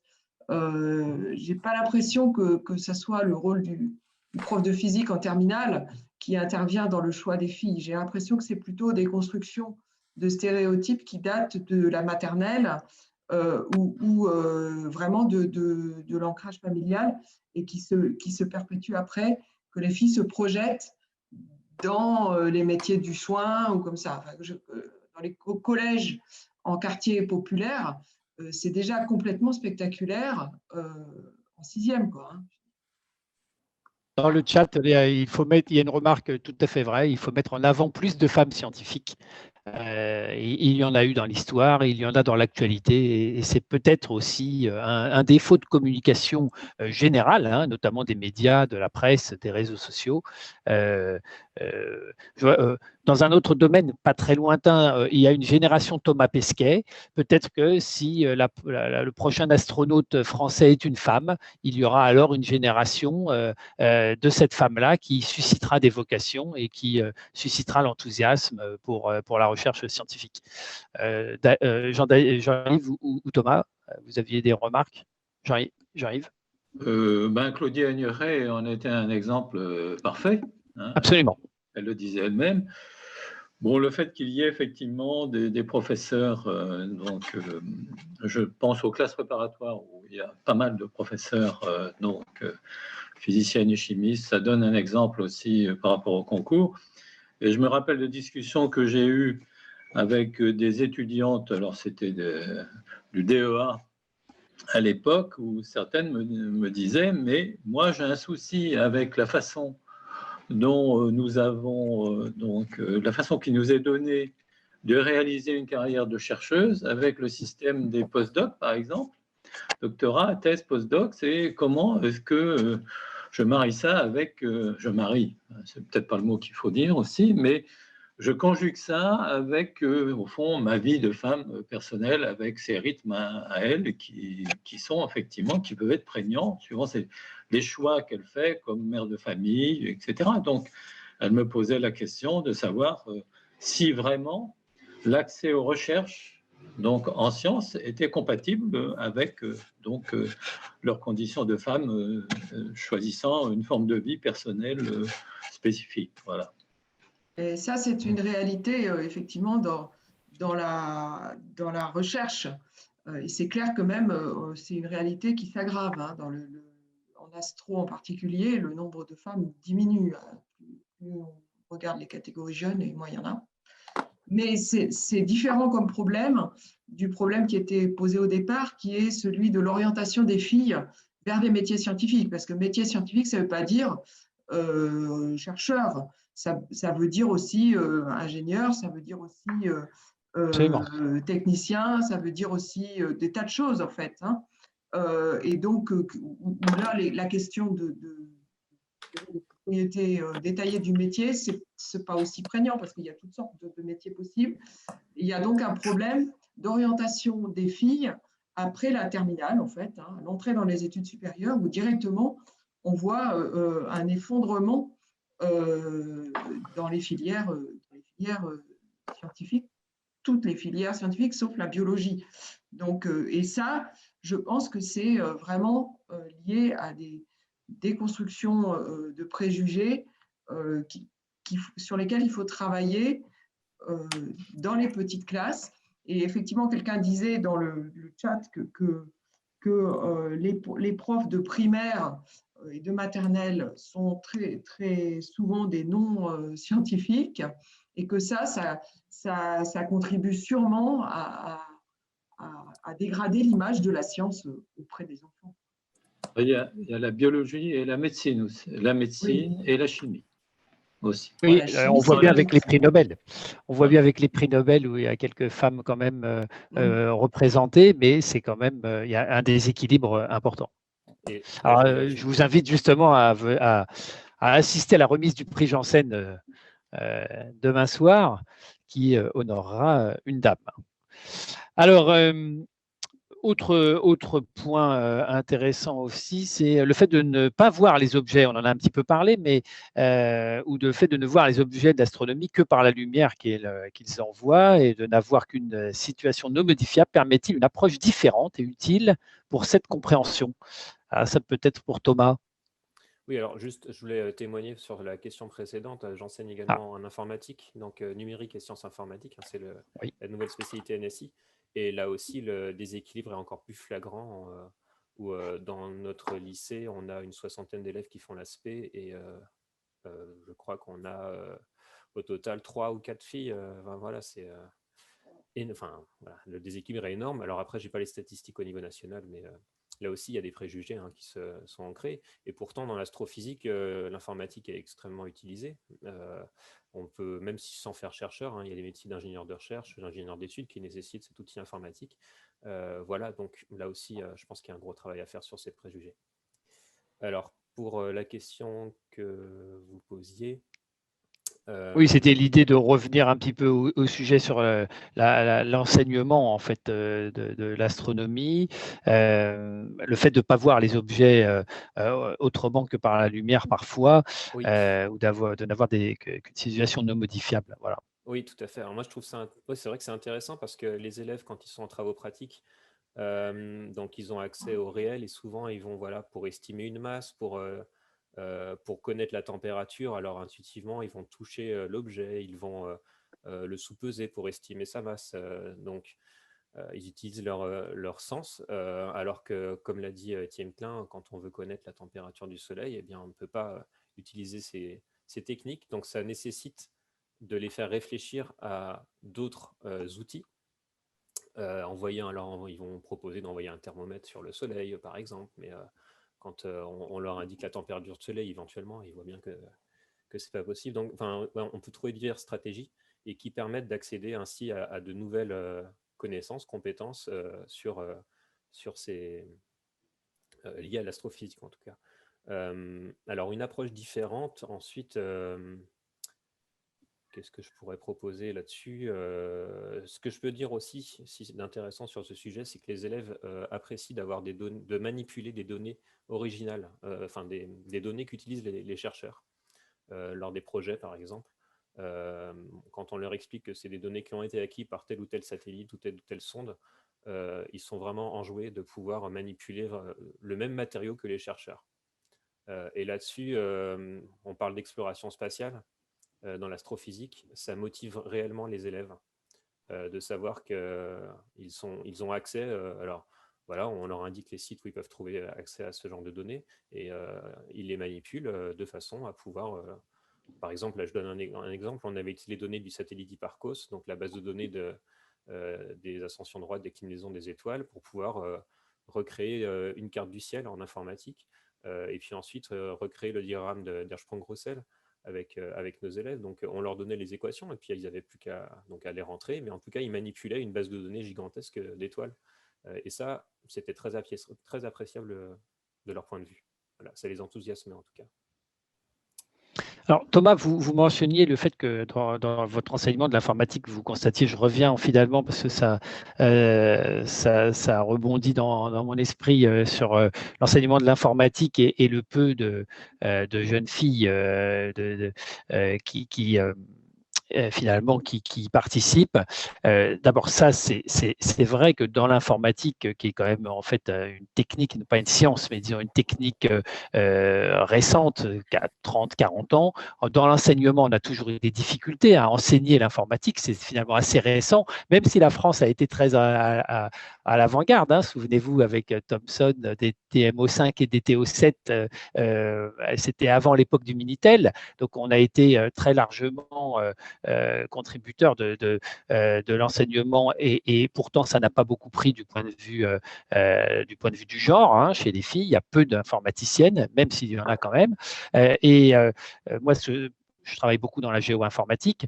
Ce que je constate, c'est que l'intelligence artificielle qui vient un peu submerger l'informatique classique, on va dire, eh bien, on constate exactement les mêmes choses. Or, il faut des mathématiciens. Les grandes entreprises qui se lancent dans l'informatique de cette nouvelle génération, dans l'intelligence artificielle de cette nouvelle génération, et qui finalement intéressent toutes les disciplines scientifiques et beaucoup de techniques et d'industrie, du reste, eh bien, font le même constat. Et pourtant, il y a des besoins de mathématiciens pour travailler sur ces sujets-là. Et là aussi, on comprend qu'il y a un problème très en amont, en fait, un problème à l'école. Alors, je ne sais pas où il se trouve, mais peut-être que on parle de l'astronomie, là, il y a d'ailleurs une question, il y a une question sur le chat, hein, le fait que l'astronomie ne soit pas une discipline à part entière pose peut-être le problème. Et c'est peut-être vrai aussi pour l'informatique, où on devrait peut-être avoir systématiquement des cours d'informatique alors à différents niveaux, des cours de logique, des cours d'informatique, et puis progressivement, comme ça, augmenter le niveau pour finalement banaliser, entre guillemets, la discipline. Je ne sais pas. Autre question peut-être pour Laurence Rézeau, c'est l'aspect universel de l'astronomie apporte-t-il un plus pour la compréhension du monde? Ça, c'est une très belle question aussi, peut-être aussi que Étienne Klein pourra compléter. Le même ciel, par exemple, le cycle de la vie imposé, des choses comme ça. Moi, je voulais réagir à une chose précédente qui a été dite là, c'est le fait qu'en astrophysique, on ne connaît les objets que par la lumière qui les envoie. En fait, depuis qu'on fait de l'exploration spatiale, ce n'est pas du tout vrai. Moi, ce que je fais, c'est justement de la physique spatiale où on a des satellites instrumentés et on mesure les électrons, les ions, enfin, on mesure toutes les grandeurs physiques du milieu, là où est la sonde. Et on a beaucoup plus d'informations que simplement la lumière envoyée par un œil. Ça, c'est une première remarque. Et la deuxième que je voulais faire, c'est que en discutant justement dans Femmes et Sciences de cette question de comment inciter les filles à aller faire des sciences dites dures, hein, parce que finalement c'est ça. En fait, il y avait une informaticienne qui avait fait une expérience de monter un club d'informatique dans un lycée. Et en fait, le seul moyen qu'elle a trouvé pour faire venir les filles, c'était de faire un club fermé aux garçons, c'est-à-dire un club de filles. C'était écrit sur la porte. Wow. Et là, du coup, les filles sont venues. Voilà. Et tant que c'était ouvert à tout le monde, les filles venaient jamais. Waouh. Là, ça, c'est effectivement, ça pose d'autres soucis, effectivement. Alors, on me signale aussi qu'il y aura cet après-midi un atelier, justement, avec un atelier où il y aura 2 interventions consacrées aux femmes et à l'astronomie, femmes aux femmes en astronomie. Peut-être d'autres… Si je peux me permettre, que, je sais pas, quand je parlais de la lumière, je faisais la distinction entre observation et détection. Hein. Je sais bien qu'on détecte le rayonnement cosmique, les ions, etc. Mais même les particules du rayonnement cosmique sont des objets qu'on ne voit pas. Donc l'observation au sens visuel du terme n'est faite que grâce à la lumière. C'est ça que je voulais dire. Oui, oui, tout à fait. Et c'était aussi ma remarque, mais bon. Très bien. Écoutez, il est temps de passer à la dernière partie de nos échanges. Qui concerne l'apport des autres vecteurs du savoir et qu'on avait un peu abordé au tout début avec les réseaux sociaux notamment, mais et qui donnera peut-être l'occasion d'un autre colloque. C'est l'hybridation notamment du savoir en astronomie. Alors peut-être que Thomas pourra nous en parler. C'est l'astronomie en dehors de l'école. Ce sont les autres relais potentiels. Qui s'offre en fait et à l'enseignant et évidemment à l'élève. Donc par rapport aux autres relais, alors tu veux dire par rapport à la formation des enseignants ou plutôt Eh bien, finalement, à l'ensemble de la cause, on va dire, oui, comment on peut se placer, comment l'enseignant, par exemple, doit se placer vis-à-vis des autres acteurs. Est-ce qu'il y a des complémentarités? Est-ce que l'enseignant il est formé, équipé pour travailler, je ne sais pas moi, avec des chaînes YouTube, avec des influenceurs, des réseaux sociaux? Est-ce qu'il est lui-même influenceur sur les réseaux sociaux? Voilà, comment… C'est une bonne question. Ça dépend énormément des enseignants, des enseignantes et de leur facilité d'accès, enfin en tout cas de leur appétence pour ce genre de médias. C'est vrai que les élèves vivent avec ce genre, avec les réseaux sociaux, donc pour moi c'est important de se mettre à la page, on va dire en tout cas, et pour communiquer avec eux, pour qu'il y ait cet échange, de pouvoir se mettre à leur niveau, on va dire, enfin, en tout cas pas à leur niveau de manipulation de ces réseaux sociaux nécessairement, mais en tout cas de connaître leur langage et ainsi de pouvoir plus facilement entrer dans l'échange au niveau des fake news comme on en a parlé au début. Ensuite, si on parle de la formation des enseignants, bon là il y a différents acteurs, hein. Frédéric Pitou a parlé dans l'introduction du CLEA, dont je fais partie, qui forme les enseignants donc à l'astronomie et qui propose des ressources en astronomie. Et puis ensuite, de nombreux concours qui sont accessibles aux enseignants. Le concours C'est Génial, Sciences à l'école également, je pense que M. Daniel pourra en parler, Astro à l'école, Cosmos à l'école. Enfin, il y a de nombreux concours ainsi qui permettent aux enseignants qui le souhaitent de mettre en projet les élèves.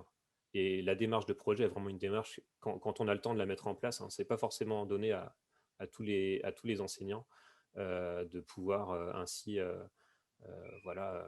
lancer les élèves dans un concours avec cette émulation à la clé.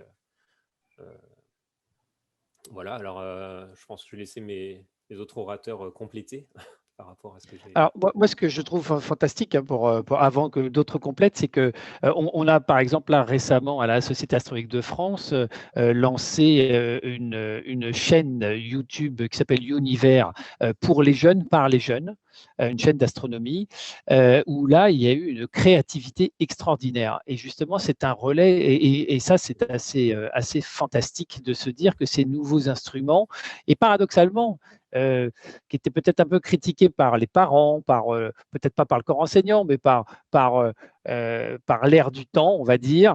Ces élèves, enfin, je me rappelle de Petite Poussette, hein, de Michel Serres, dont Pierre Léna a parlé tout à l'heure. Voilà, ces élèves qui sont tout le temps connectés, hyper connectés, qui ne décrochent plus des écrans. Alors moi, quand j'étais petit, c'était la télévision. Là, maintenant, évidemment, ce sont des écrans tactiles, etc., etc. Et à la faveur, il y a eu un renversement à la faveur du confinement, où tout le monde a été obligé de faire ce que nous sommes en train de faire actuellement, c'est-à-dire des réunions à distance. Et du coup, l'enseignement a été pénétré par les visioconférences de manière massive partout dans le monde.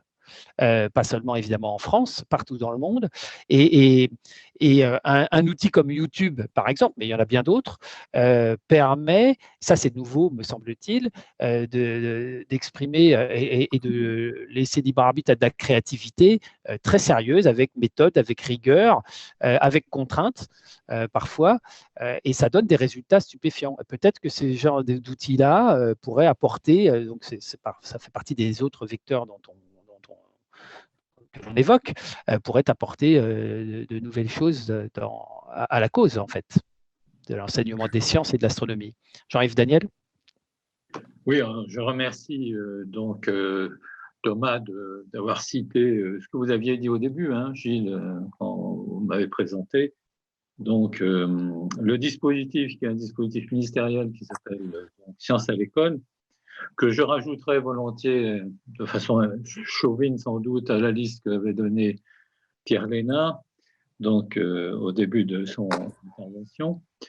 Et c'est un dispositif qui a été créé en 2004, donc qui a pour but de développer la culture scientifique et technique, donc en termes de projets, d'interaction avec le monde de la recherche, le monde de l'industrie et de l'économie, donc au niveau du second degré, hein, et pas dans les programmes, mais à côté des programmes. Donc c'est un système de l'école, mais hors l'école, donc qui, comme je le disais, se place dans les interstices. Thomas a situé le concours C'est Génial, donc le concours qui s'adresse à tous les niveaux, donc qui est devenu, je le dis quand même, le 4e concours de l'éducation nationale. Et donc, Sciences à l'école, ce sont des concours donc, qui vont des Olympiques internationales, donc les classes préparatoires, donc à C'est Génial qui s'adresse dès la 6e, et puis des plans d'équipement. Et parmi les plans d'équipement, il y a effectivement Astro à l'école. Astro à l'école, c'est une opération d'équipement qui est née avec Sciences à l'école en 2004 à l'occasion du transit de Vénus, donc devant le disque solaire. Et à cette occasion-là, donc, un appel à projet avait été donné pour sélectionner des établissements qui devaient aller donc, observer le transit. Et donc, sur les 15 établissements sélectionnés, on en avait envoyé un au Spitzberg, carrément, un autre à La Réunion, un autre en Guyane, et sous le contrôle du CLEA, je tiens à citer ici, enfin le contrôle avec la collaboration avec le CLEA. Donc, je salue la présence de Michel ou de Noël Robichon, et c'était Lucienne Guggenheim à l'époque qui pilotait, je crois. Donc, il y avait eu effectivement des résultats extrêmement intéressants sur la détermination de l'unité astronomique. Bon, donc, Astro à l'école a continué son devenir.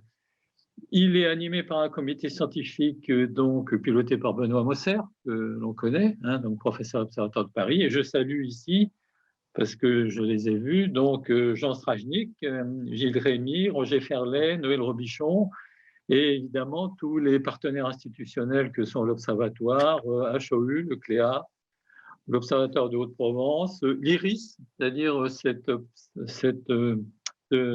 instrument web piloté, et aussi l'INSPE de Versailles. Donc, 70 établissements ont été équipés en matériel donc, de pointe au point de vue pédagogique, lunettes et télescopes. Il y a en gros 2500 élèves qui sont impliqués chaque année, 150 enseignants, et donc ces gens, Jean Strajnik ne va pas me démentir, mais il y a un véritable appétit de se consacrer donc, sur des thèmes qui sont listés par un document pédagogique à toute une thématique qui a trait à l'astrophysique, mais l'astrophysique au sens effectivement pluridisciplinaire. Hein. Et véritablement, cet appétit montre, et ça Thomas l'a dit aussi, que la logique de projet, celle qui accompagne, et c'est pour ça que tout le monde ne peut pas le faire, hein. Thomas, on sait très bien que les projets sont menés par des militants de la cause.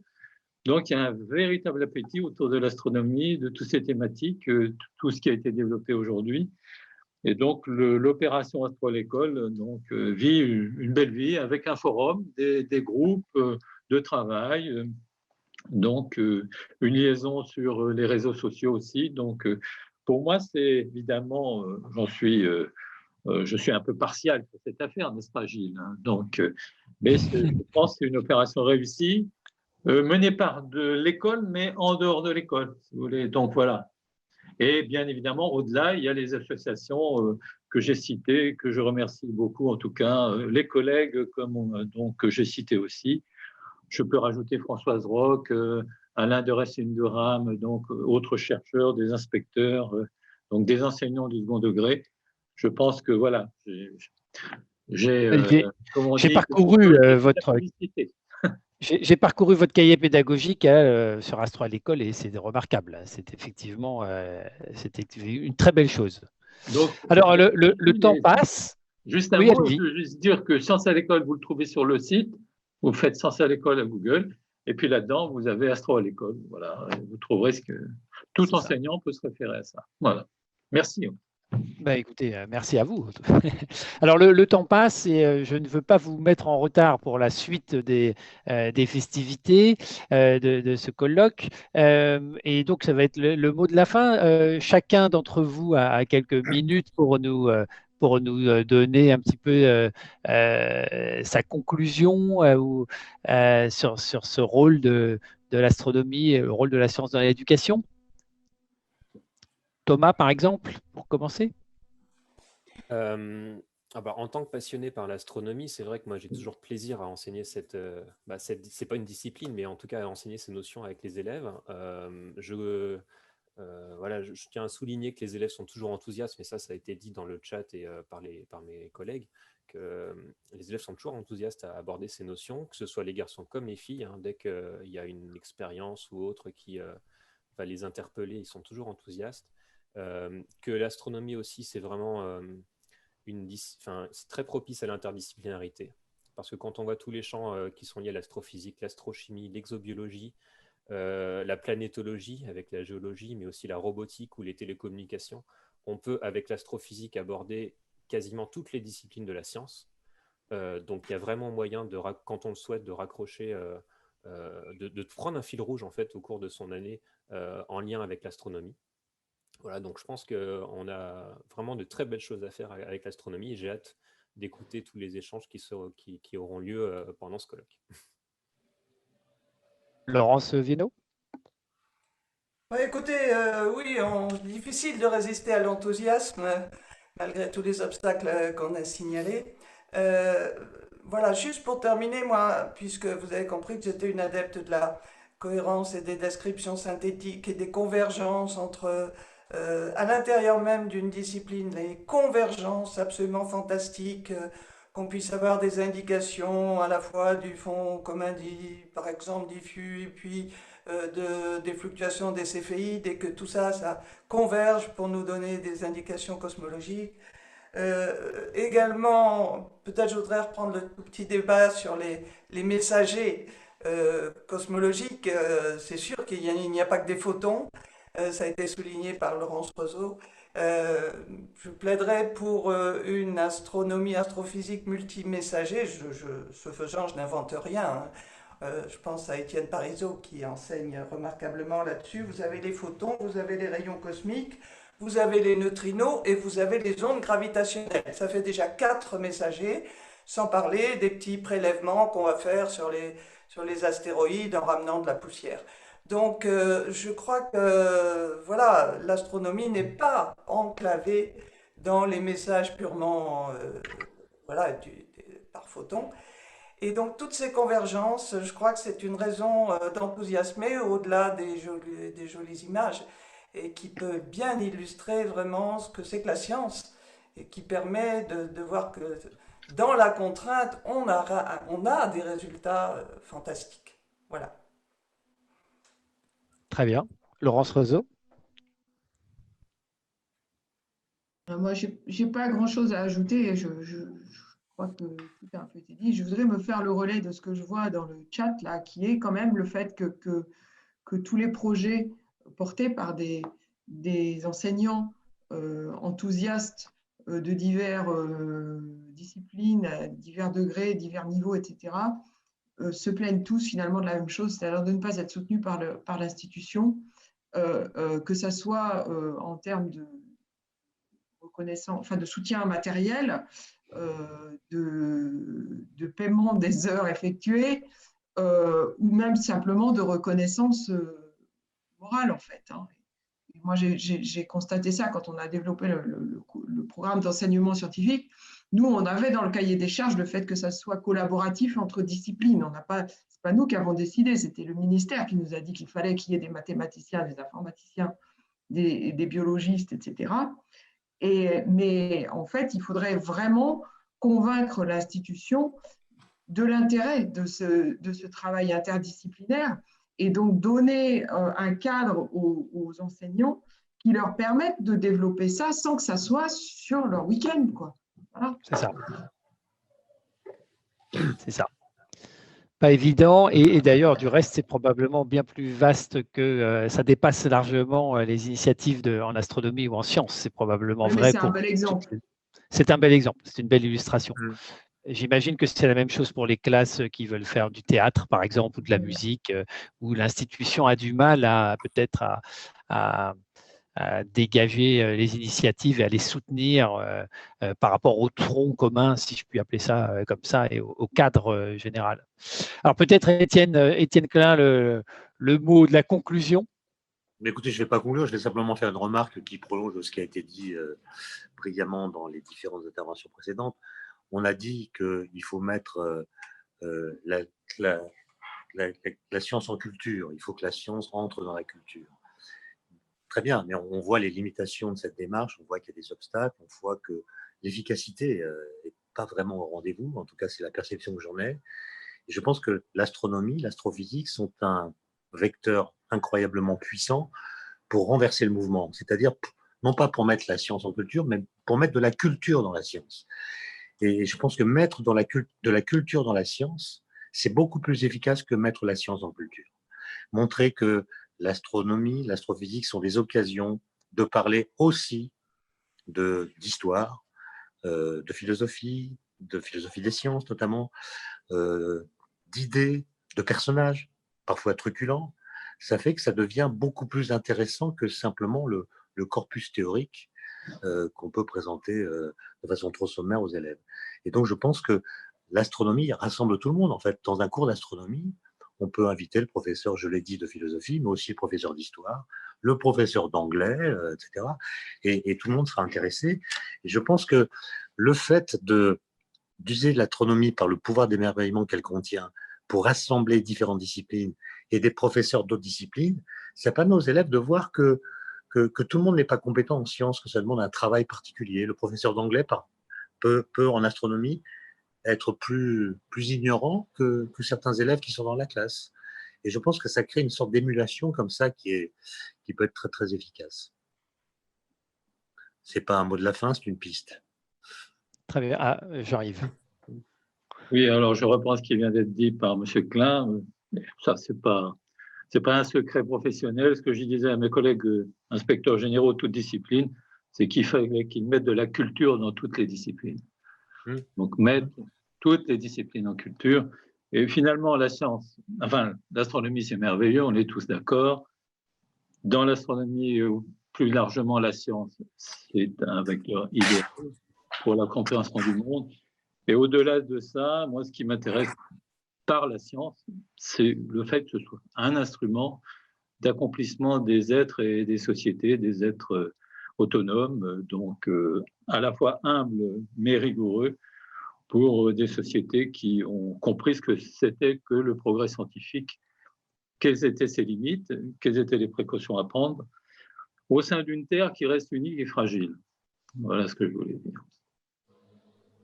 Eh bien, très bien, ça sera un très beau mot de la fin. Merci à toutes et à tous pour votre temps, pour votre participation, pour cet échange. J'espère que vous avez pris autant de plaisir que moi à ce débat qui fait avancer les choses, je pense, et qui va peut-être aider à structurer de futurs colloques ou de futures tables rondes et ateliers. Merci à nouveau.